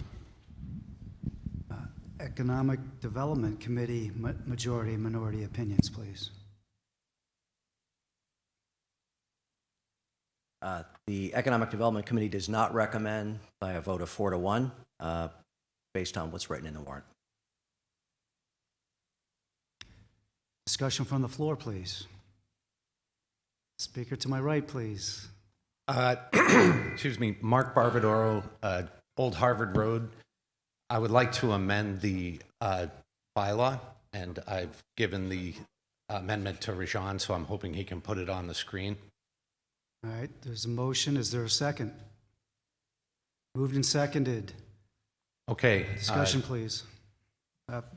Proceed, Mr. Barbaro. I should read it aloud, right, Mr. Moderator? Yeah, just so everyone can digest it and understand it. And then you can I'd like to explain make a motion to amend Article 47, the proposed Article 9, Section 5, Tree Protection Preservation Bylaw, to allow the following subsection 5 disturbance of land greater than 3 acres on public or private land. After subsections 2F3, add the following. 3. Exemption. The planning board may waive the requirements of Section 5 by a majority vote for the disturbance of land on public property or land owned by the town of Boxborough, which is conveyed to a developer for the purpose of creating affordable housing. The intention is to allow the planning board flexibility in enforcement of the requirements of this section for municipal projects, but allows enforcement when the disturbances are caused for other reasons, example, accidental or intentional private development of town-owned property, etc. So the intention here is Okay, to... so that is the motion. Let's hear a second. Second, all right, moved and seconded with a very clearly prepared amendment here. So please explain. Okay, so I heard the concerns of the FinCom a day ago, and I understood that they were struggling with the expense of tree clearing on municipal property for municipal projects. So when I heard that, I made a mental note, and then I heard another concern of the FinCom and probably the Affordable Housing Trust that they would also have to pay a greater expense to develop land. And we all understand that creating affordable housing isn't the most cost-effective thing, and we are making it harder potentially by creating additional expenses for them. So I'm hoping that this amendment will alleviate those concerns. I've run it by the town planner. I do this sort of enforcement regularly, and it makes sense to me. So I'm hoping that you'll vote for this and then ultimately vote for the tree preservation bylaw. Thank you. Okay, so this is a motion on just an amendment for what we're seeing here. It's not on the main motion, it's just the amend this particular section. So it's been moved, seconded, we understand what it is. I'll ask for recommendations from, presumably the planning board is endorsed already. The finance committee opined on this earlier. Okay, you're working. And then the EDC, Economic Development Committee, also had expressed a recommendation. I don't know if they have one either. All right, Finance Committee, please. Finance Committee recommends. And this is just the amendment. This is just the amendment, yes. Economic Development Committee? Yeah, no opinion by the Economic Development Committee. Okay, discussion from the floor. And again, just the amendment at this time. Speaker to my right, please. Al Murphy, 411 Hill Road. One of my main concerns, and it's a pity that the Housing Board was not talked to about this, was the business of affordable housing. And I'm glad that the, better late than never, the Planning Board has decided to amend this so that a 40B development, for example, an affordable housing development on the property that we hold at Stowe Road could be done with less cost. And I would say that an affordable housing developer is not flush with money. They are sharpening their pencils. And an additional cost, which for Stowe Road, for example, would be substantial, would easily deter them from doing this. So I strongly support this amendment and strongly support a better interaction of the Planning Board and the Housing Board. Thank you. Is there anyone at the microphone to my left? We can go back to the right if someone wishes to speak on the amendment only. Andrew Tavolacci, Old Harvard Road. I think this amendment and this article is perfect for reducing what I call developmental sprawl, which is the reason that a developer wants to make things easier for themselves. In other words, they clear cut everything to make it easier to develop a property or develop an already existing building. So I think this amendment and this article should stand, and I hope everybody votes for it. And we will retain the mature growth that we have, which is important for a myriad of reasons that I won't get into now. Thank you. Speaker to my left, please. Cheryl Mahoney, 188 Liberty Square Road. I believe this intent is laudable. However, both the original article and the proposed amendment, I think, are premature. To Mr. Murphy's point, this needs to be further fleshed out, I believe. And I believe that this requires further discussion. This concept was first proposed at a meeting of the Planning Board only in January. Okay, are you talking about the amendment or the original motion now? Mr. Barbadero would have had an opportunity if the Housing Board had been given and consulted on to make this correction prior to the presentation tonight. So I do believe, again, this is a good concept and a good start, but both the article itself and the amendment really need to be worked on a little bit more before I think it's something that we can live with as a town. Is there anyone at the microphone to the right, please? My right. Hi, Rich Guzzardi, 92 Reed Farm Road. I guess just a clarification. So this is addressing specifically town-owned land that is then conveyed to a private developer. That's what this applies to. Is that correct? This amendment? You can answer that if you can, please. Yeah, Mark, you, Come on up. Mark Barbadoro, this is for town-owned land and town-owned land that is conveyed to a developer for the purpose of affordable. Okay, so I support the amendment. My concern is it doesn't go far enough, which will be something we'll talk about later.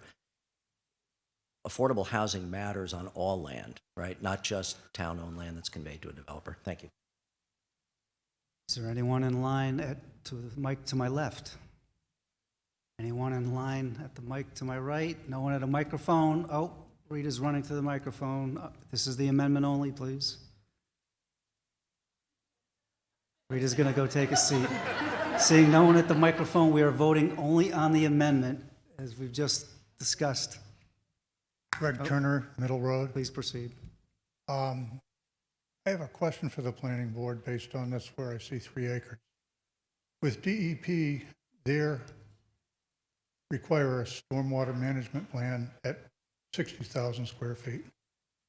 Why are we not mirroring that so it kicks in at the same time so that the whole plan can be put together? You're talking about tree roots and protecting water and I everything. think the question is on the main motion, not on the amendment.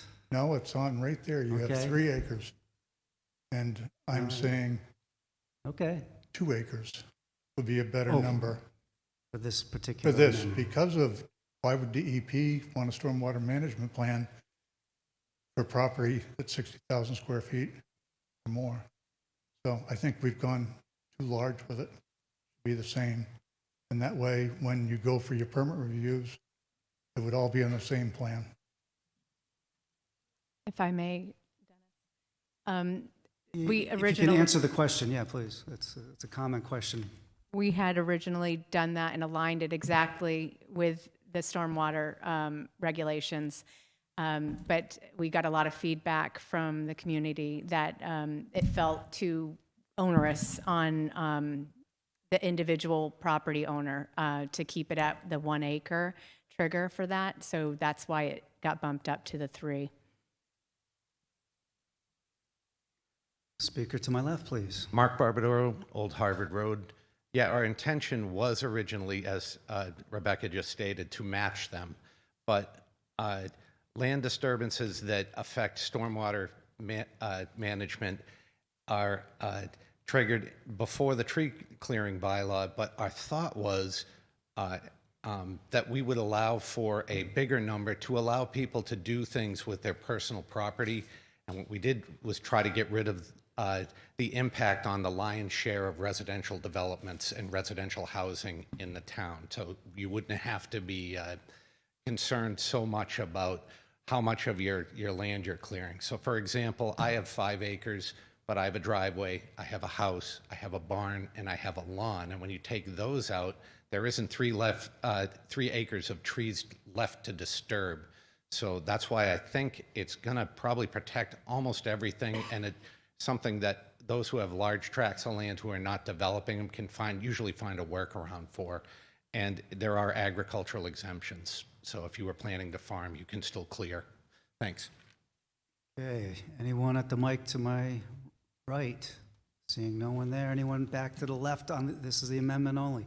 Okay, no one at the microphones. We are voting on the amendment only. This is majority vote. All in favor of the amendment, please raise your green cards. All those opposed, please raise your green cards. That carries by majority. We are back to discussing the original motion under Article 47. Comments from the floor, please. In line, microphone to my left. John Nealon, 201 Picnic. I am a member of the Economic Development Committee and also the Agricultural Commission. Rebecca has done a tremendous amount of work to get this bylaw where it is right now. The rest of the planning board has too, but Rebecca's been leading the charge. To do the accessory apartment, that was an existing bylaw and made up some modifications. You saw how much that took. To start with a blank piece of paper and come up with a bylaw is a daunting task. I think we need it. The problem is I think we're only at the 20-yard line. Just the fact that we tried to do an amendment on the floor to it, which is against our tradition of amending zoning articles on the floor, If we could go back to the article about what this does for 1 acre, is that possible? For 3 acres? 1 Kathy, acre. you want to see it on the screen, John? Yeah, yeah. We have the page reference to help scan through it quickly. There's no 1 acre. The title, Okay. well, it is. It's your example of cost for disturbing 1 acre. Oh, Oh, I'm sorry. presentation. Yeah, Apology. Yeah.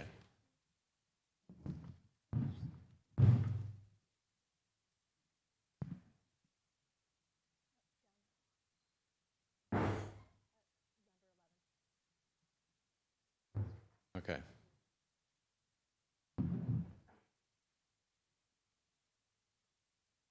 We went blank. There we go. All right. So if we do the math, the example is 30 to 70 trees per acre with an average size of 10 inches. So if I clear an acre of my land and I want to avoid paying into the fund, I've got to either do 300 to 700 inches or 150 to 350 inches. So even if you're buying trees that are an inch in diameter, you're talking 300 to 700 trees you got to find somewhere to plant. Short of that, now I've got to pay a fine, which doesn't include all the engineering costs and all the surveying costs that are forced onto the landowner in the beginning. 30 to 70 trees is not 3,000 to 7,000, it's 30 to 70,000. That's tremendous. You know, it's so there's that. Being a general bylaw versus a regular bylaw, there was no requirement for public hearings.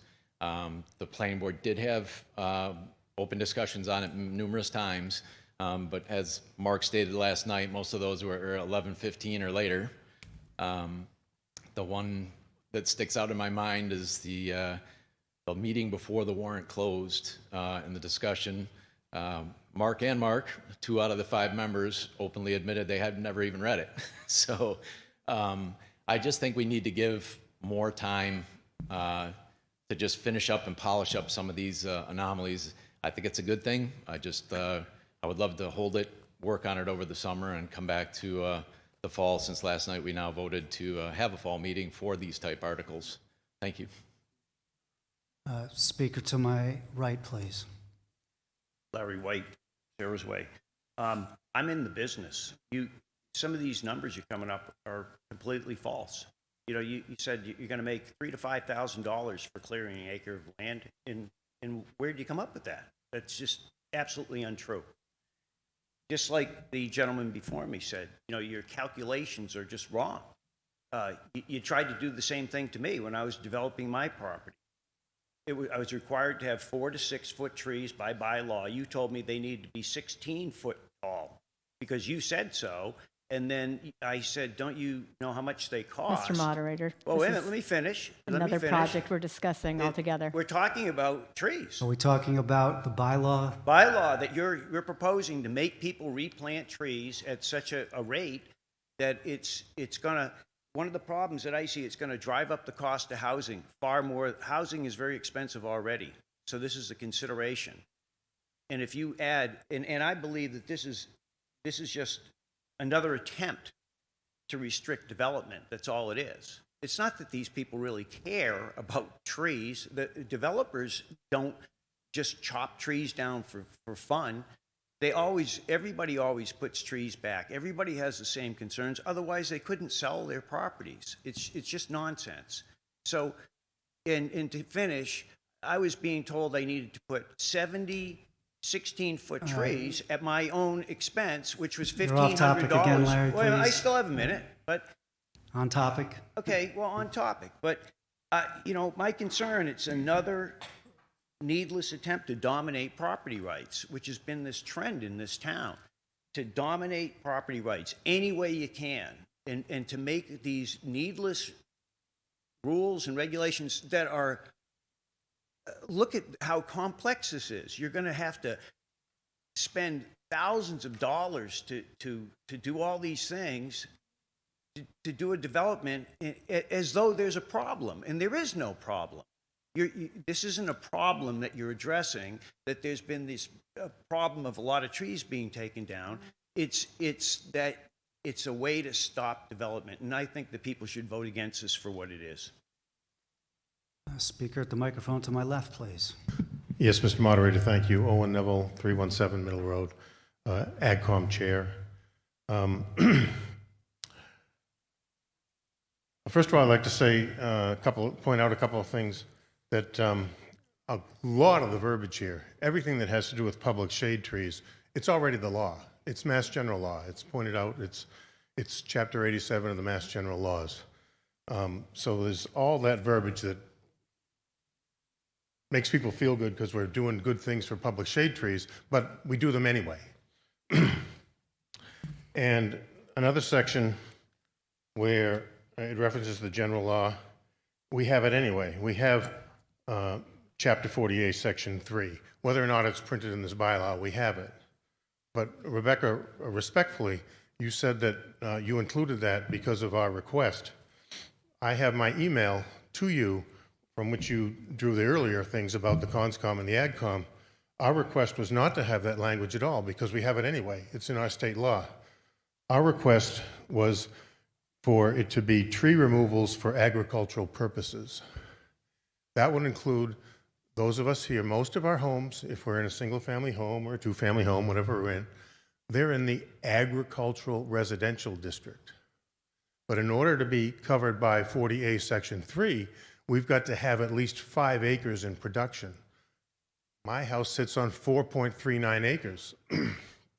I don't qualify on my residential lot for 40A Section 3, but I'm in the agricultural residential district. Myself, and there are other things in the color-coded map there which showed a number of parcels. People are in ag-res and they're in that circumstance, in that gray area, or well, whatever color they had it. This would allow them, just as our zoning allows them, to do these tree removals for agricultural purposes if we had that language. And so I apologize, I didn't get it to Kelly ahead of time, but I would like to offer an amendment, and it's for section, it's on page 103, it's section 10, 1H. And I propose that the language that's there be removed, or that we remove required, and we remove pursuant under MGL Chapter 48, Section 3, so that it would simply read, as we requested when we're having our dialogue, tree removals for agricultural uses, period. H, down at the bottom. Tree removals required for agricultural purposes? Tree removals for agricultural purposes, for agricultural uses, period. Oh, so just delete everything pursuant? Delete required and delete pursuant under MGL Chapter 48, Section 3.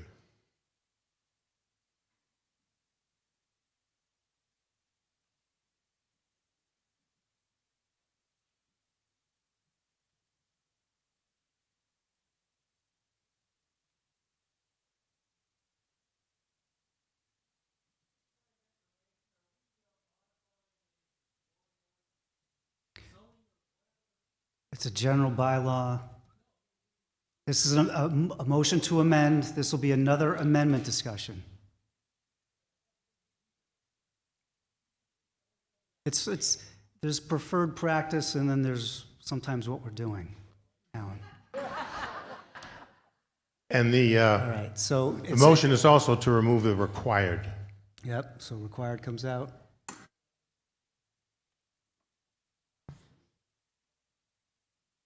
Okay, so the motion to amend is clear with the rewording of line H. Is that the way you'd like to see it, Owen? I would. Okay, so your motion is that we change that to H. I think everybody understands it. I understand it, looking at it at a sharp angle. Is there a second? Moved and seconded to amend this particular line as just discussed. Back to recommendations from FinCom and EDC if they have any on this. And Owen, I think we understand why your explanation was already clear in the preface. Thank you. FinCom recommendation? FinCom recommends this amendment. EDC, any opinion? Hearing none, discussion from the floor. On the amendment only, this is what we're discussing now, just the amendment, not the original motion, just like before. Speaker to my right. Yes, thank you. Cindy Markowitz, Meadow Lane. I think what I would have issues with this unless the term agricultural uses, there's a formal definition for that. When it was referencing MGL, whatever the chapter reference was, that was provided a firm definition, but the term agricultural uses, I think, would need to be defined more specifically. Thank you. Speaker to my left, please. Mark Barbadoro, Old Harvard Road. Just a point of clarification about 48 Section 3. For a long time, it was a 5-acre for the primary purpose of agricultural exemption, but it was lowered down to 2 acres if you produce $1,000 per acre. So just to everybody understands that with this. I don't recommend this change. The language is not defined, I believe, clearly enough to allow for this change, and I'm afraid the result of it is going to be whenever someone wants to bust out a chainsaw, they're going to say, well, I intended to grow some carrots in the area, and I kind of felt like clearing my lot. So that's why there was more restrictive language put in to not just allow hypothetical agricultural uses that you might someday just decide not to engage in. Thanks. Anyone in line at the microphone to my right? Back to the left, then. Thank you, Mr. Moderator. Cheryl Mahoney, 188 Liberty Square Road. I want to reiterate my previous comments, and yet a second amendment on the floor, I believe, reinforced the sentiment that I had and Mr. Gazzardi voiced, that we need to cook this some more. It needs to be brought back and looked at, and it would be great if the planning board actually held a public forum on this matter. I know, according to a previous comment, general bylaws do not need public hearings. But I think a lot of the things that are being said tonight would have been more productively produced for the planning boards to digest in that kind of a setting. Thank you. Speaker to my right, please. Kathy Becker, 657 Burroughs Road. I'm a member of the Agricultural Commission. Our Agricultural Commission has done studies of what kind of agricultural uses there are in towns. We have over 50 different distinct species that are grown in town for agricultural purposes.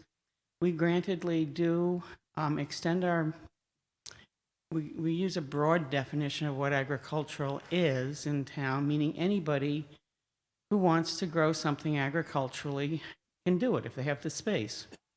So we have the 50, way over 50 products in town. We have a lot of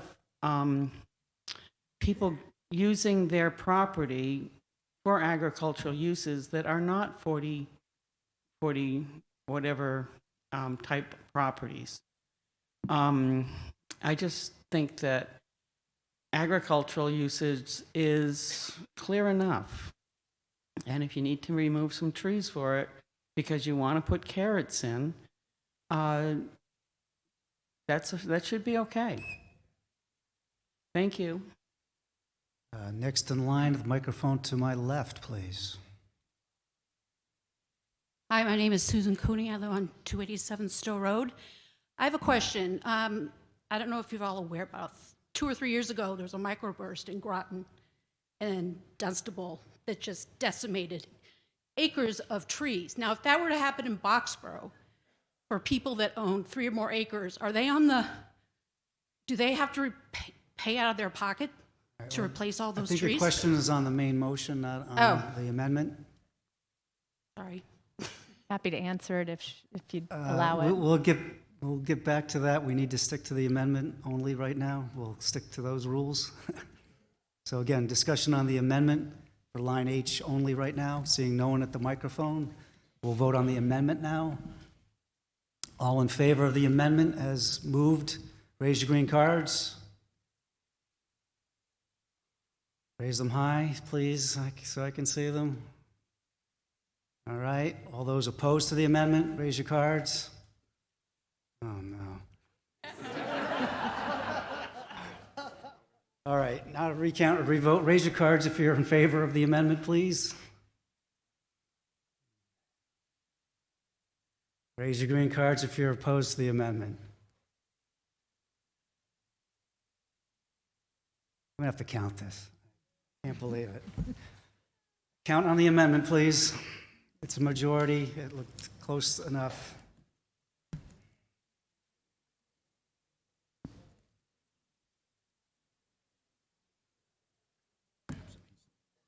Yeah. I hope it's close.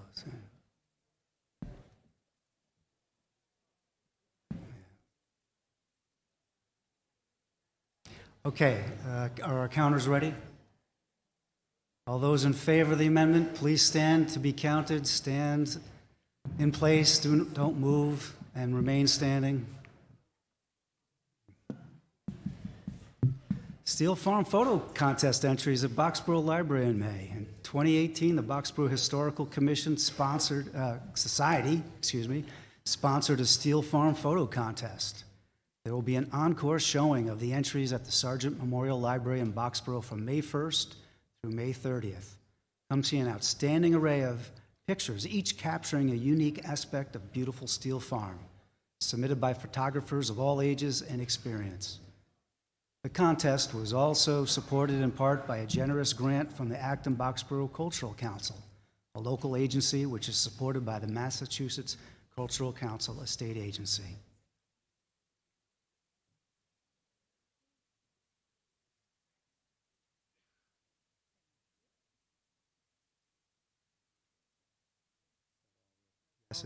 Okay, yes, folks, you can sit down now.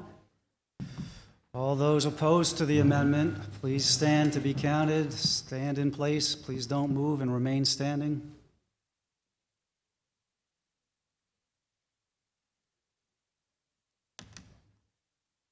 Historical Society Hidden Treasures event, May 21st.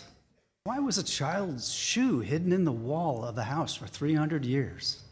On Sunday, May 21st, the Boxborough Historical Society will conduct its annual Hidden Treasures event every May for the past 8 years. Freedom's Way, a consortium of 45 cities and towns that were involved in the events of 1775, has sponsored a Hidden Treasures event to highlight notable items and places in each municipality. This year, Duncan Brown of the Boxborough Historical Society will explain the story of why a child's shoe was hidden.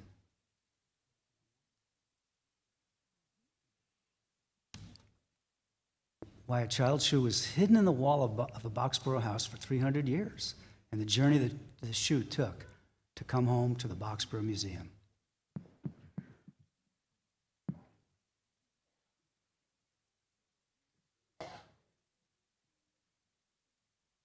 Okay, no, the votes are counted, no votes may sit. We'll tally them.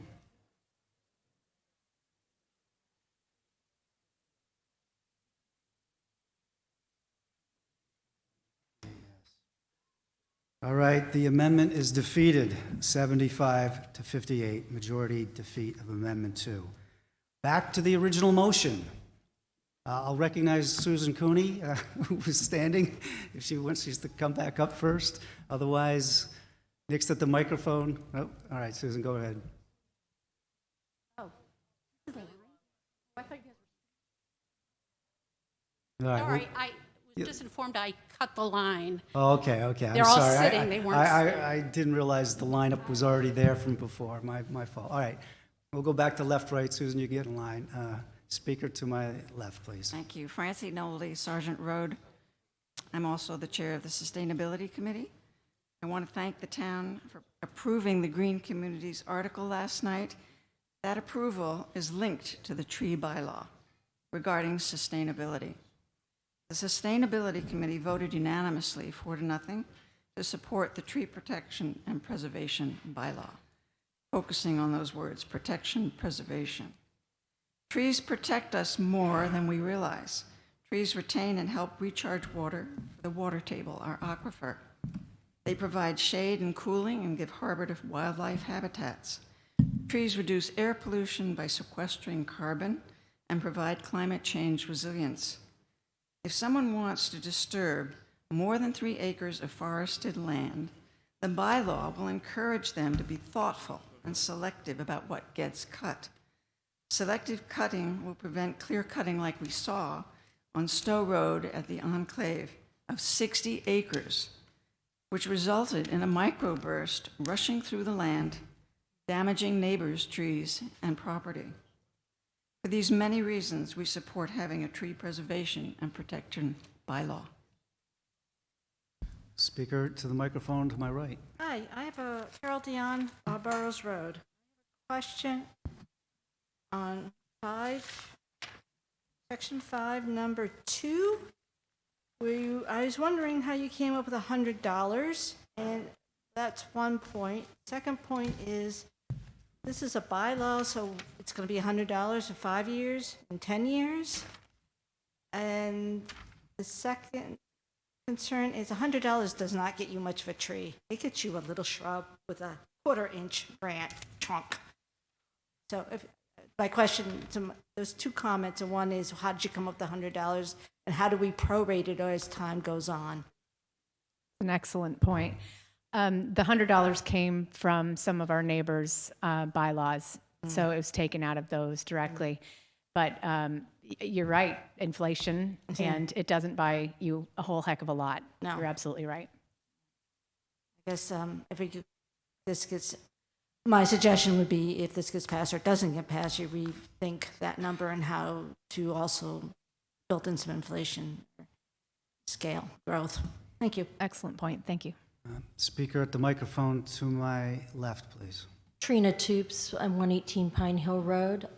Ironically, I was just studying up on some environmental stuff because I'm a tutor and I have a student tomorrow. I don't think anybody is against preserving lots of trees and things, but I have a couple of questions.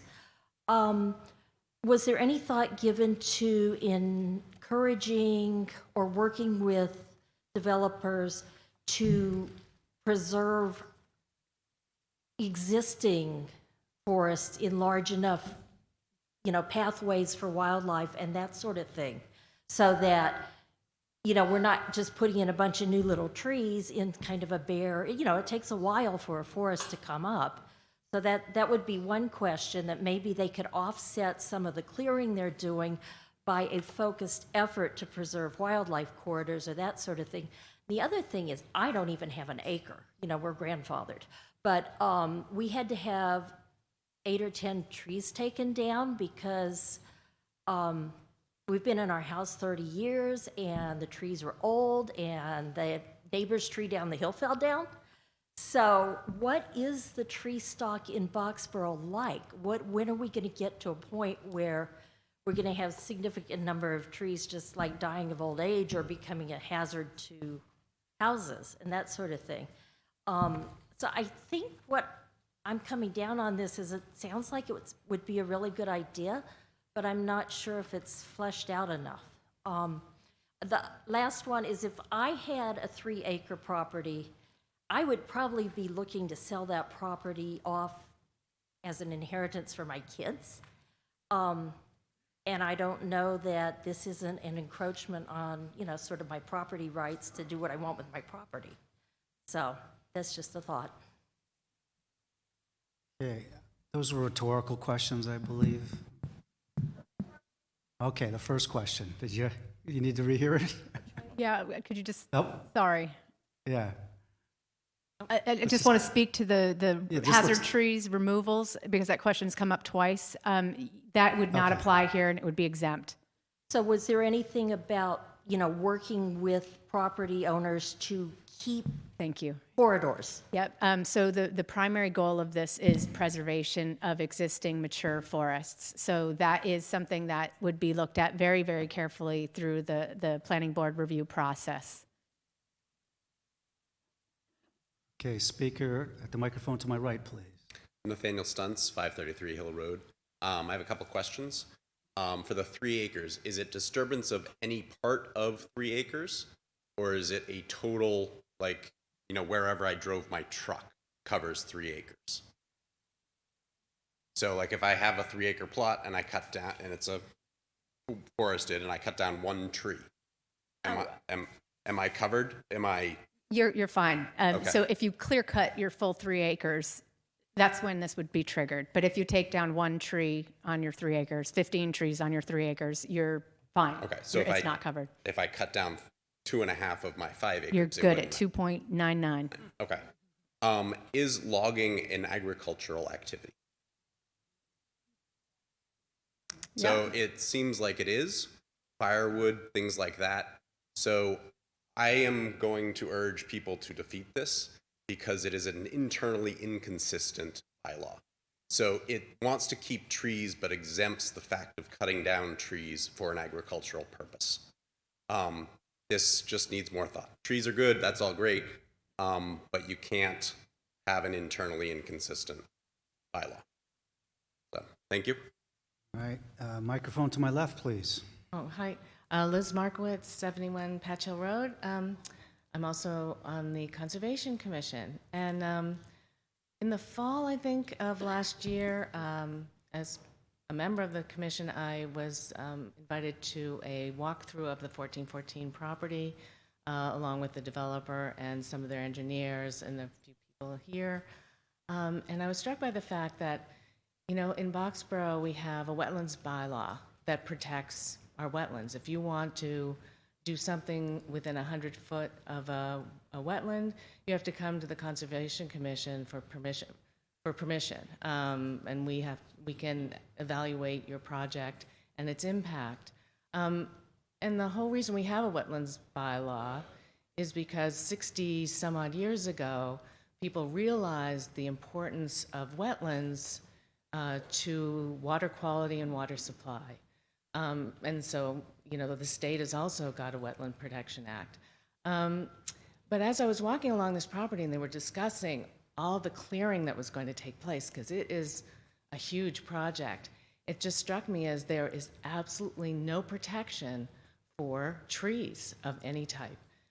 People are free to clear cut as vast a quantity of trees as they have on their property, and there is nothing that we can do to stop it. And over time, in the past, I don't know, maybe 10 years, maybe even a little less, we have come to realize how important mature trees and upland forest are to water quality, water sequestration. And so I think this bylaw would help us protect our environment, protect our water quality, and I urge people to vote yes. Thank you. Microphone to my right, please. Hello, Steve Jeffries, 286 Sergeant Road. I have a couple of questions about how this would work in practice. So if you're doing a big piece of construction, it seems like somebody would have to go do a census of the trees and do an accurate accounting of the caliper inches, et cetera, right? So who does that and who checks that? Because I noticed there's some penalty language in this as well.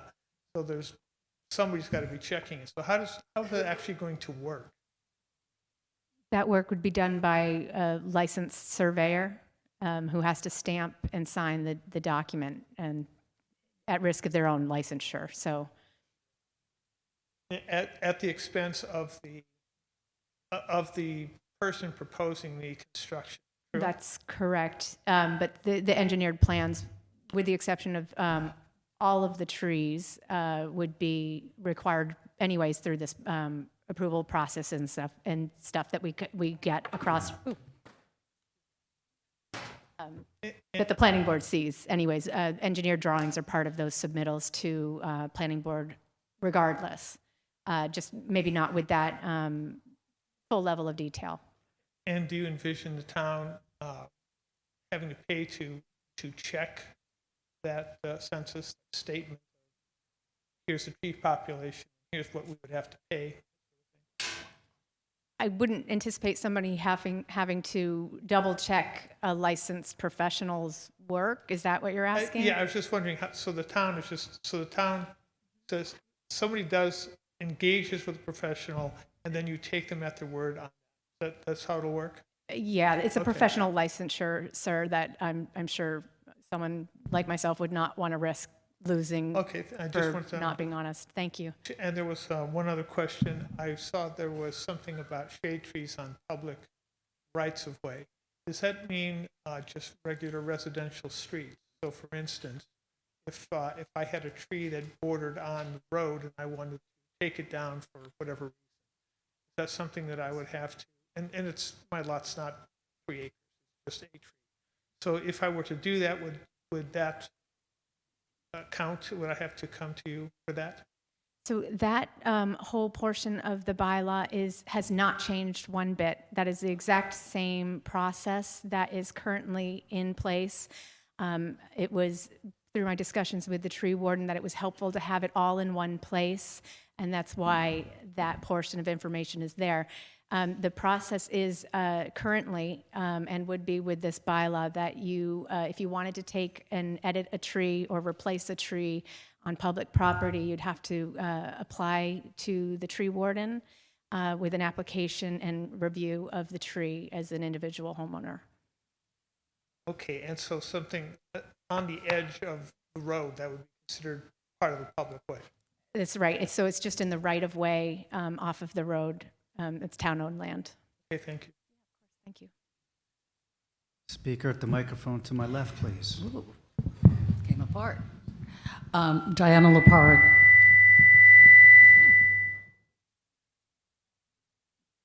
Thanks, Kurt.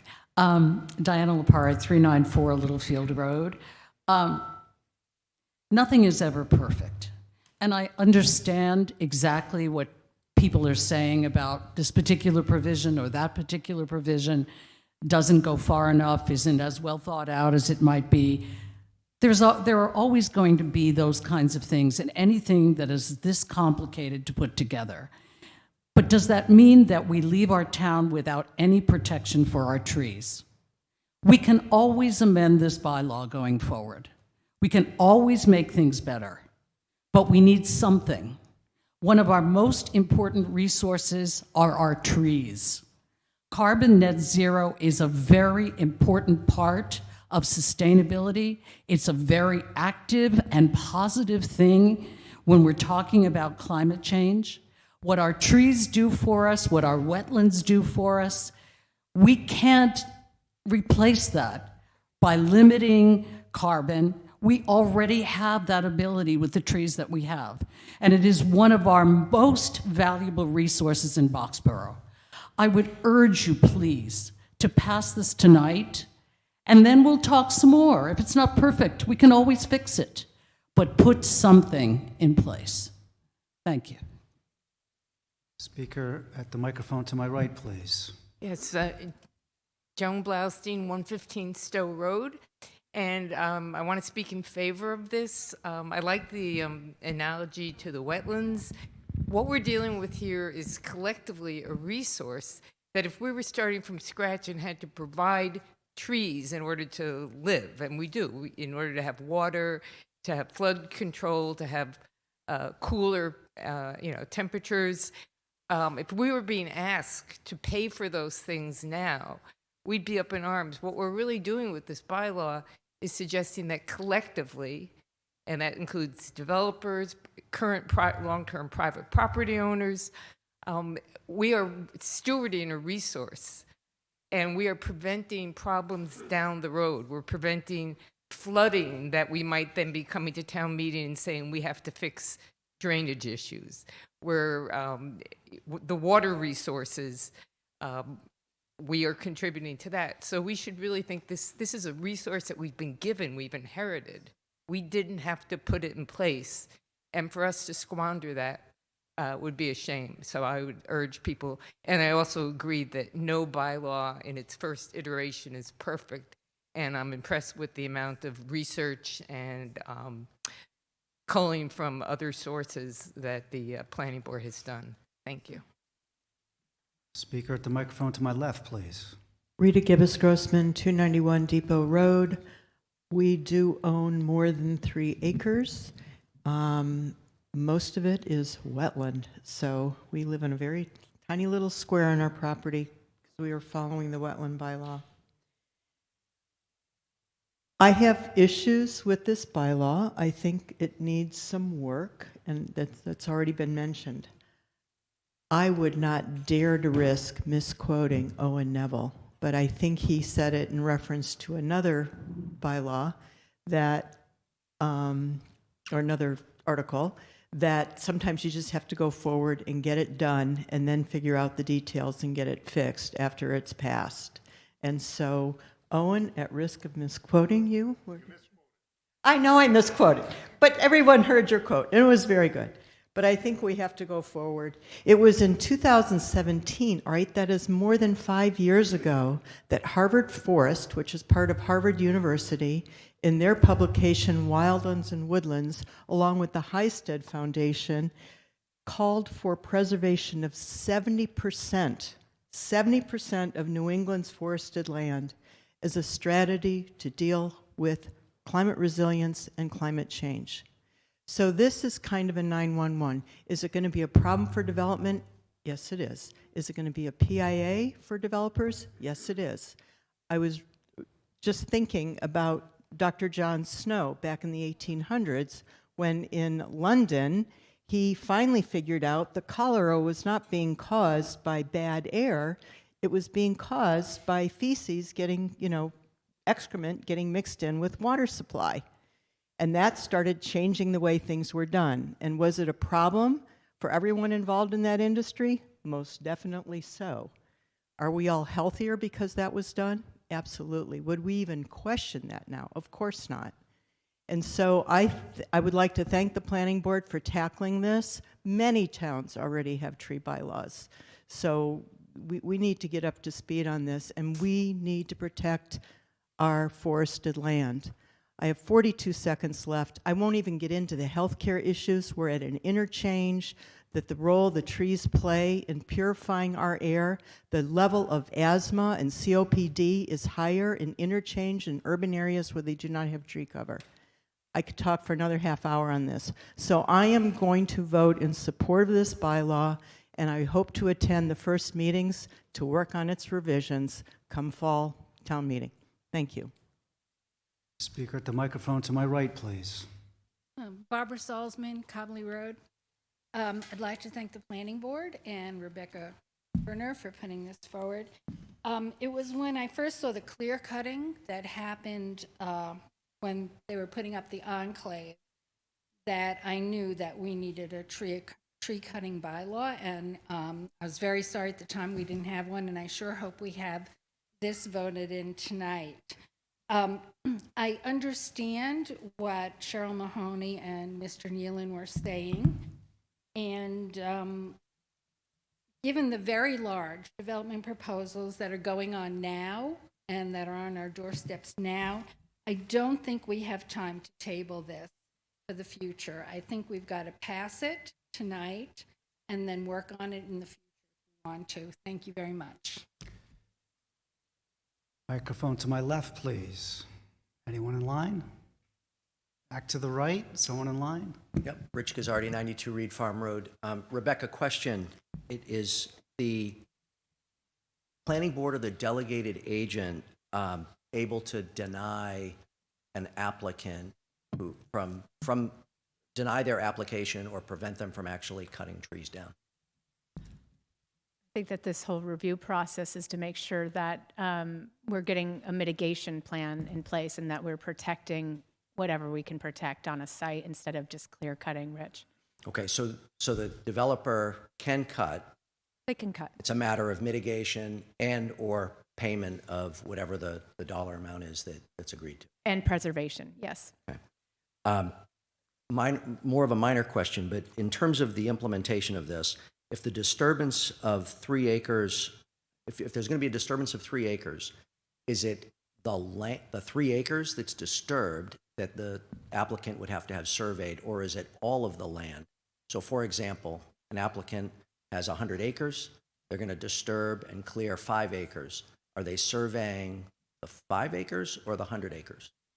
So the requirement is to put up like as part of the mitigation plan, it would be to put up a limit of work, for instance, and like a tree protection area to protect certain preservation trees, right?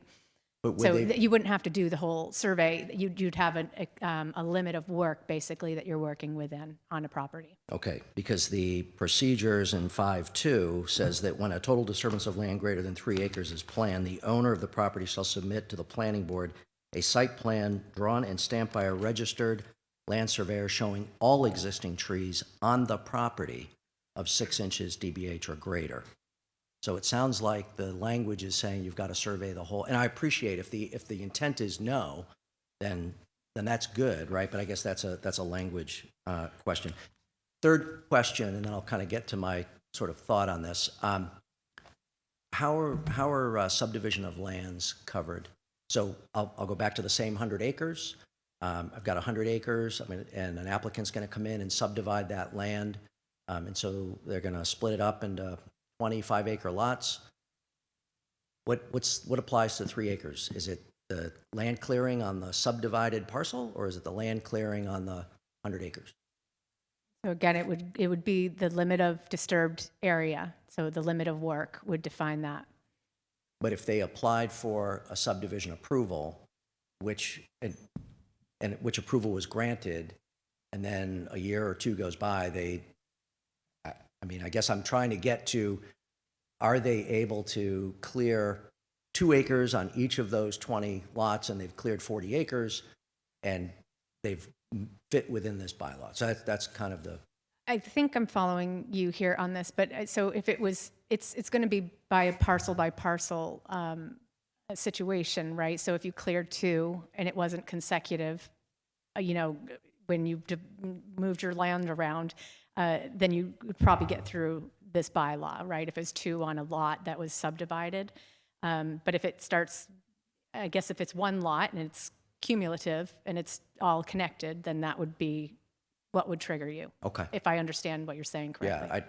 And I guess and I'll say that I'm not opposed to having a tree bylaw. I am not in favor of this particular tree bylaw. I do believe we need to address this.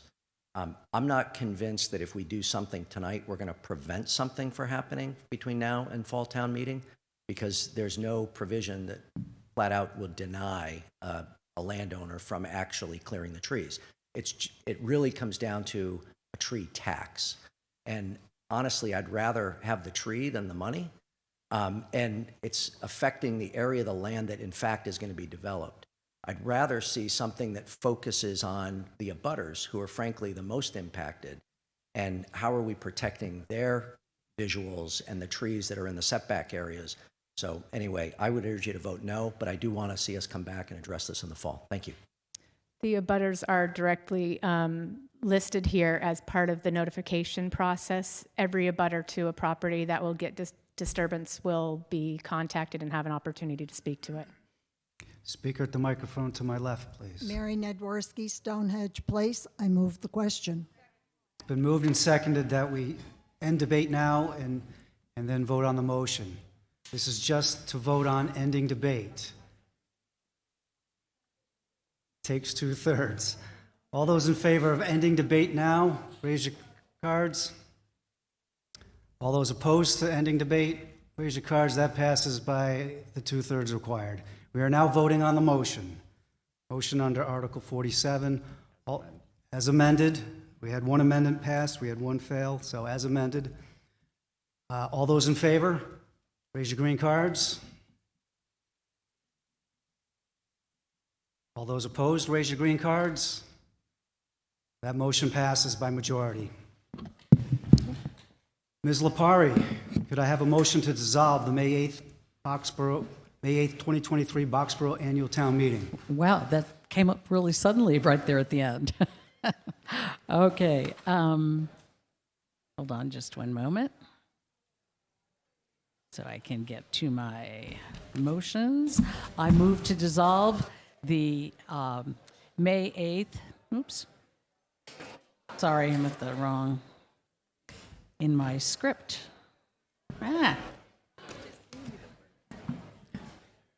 The May 8th. I move to dissolve the May 8th, 2023 Boxborough Annual Town Meeting. There, I found it.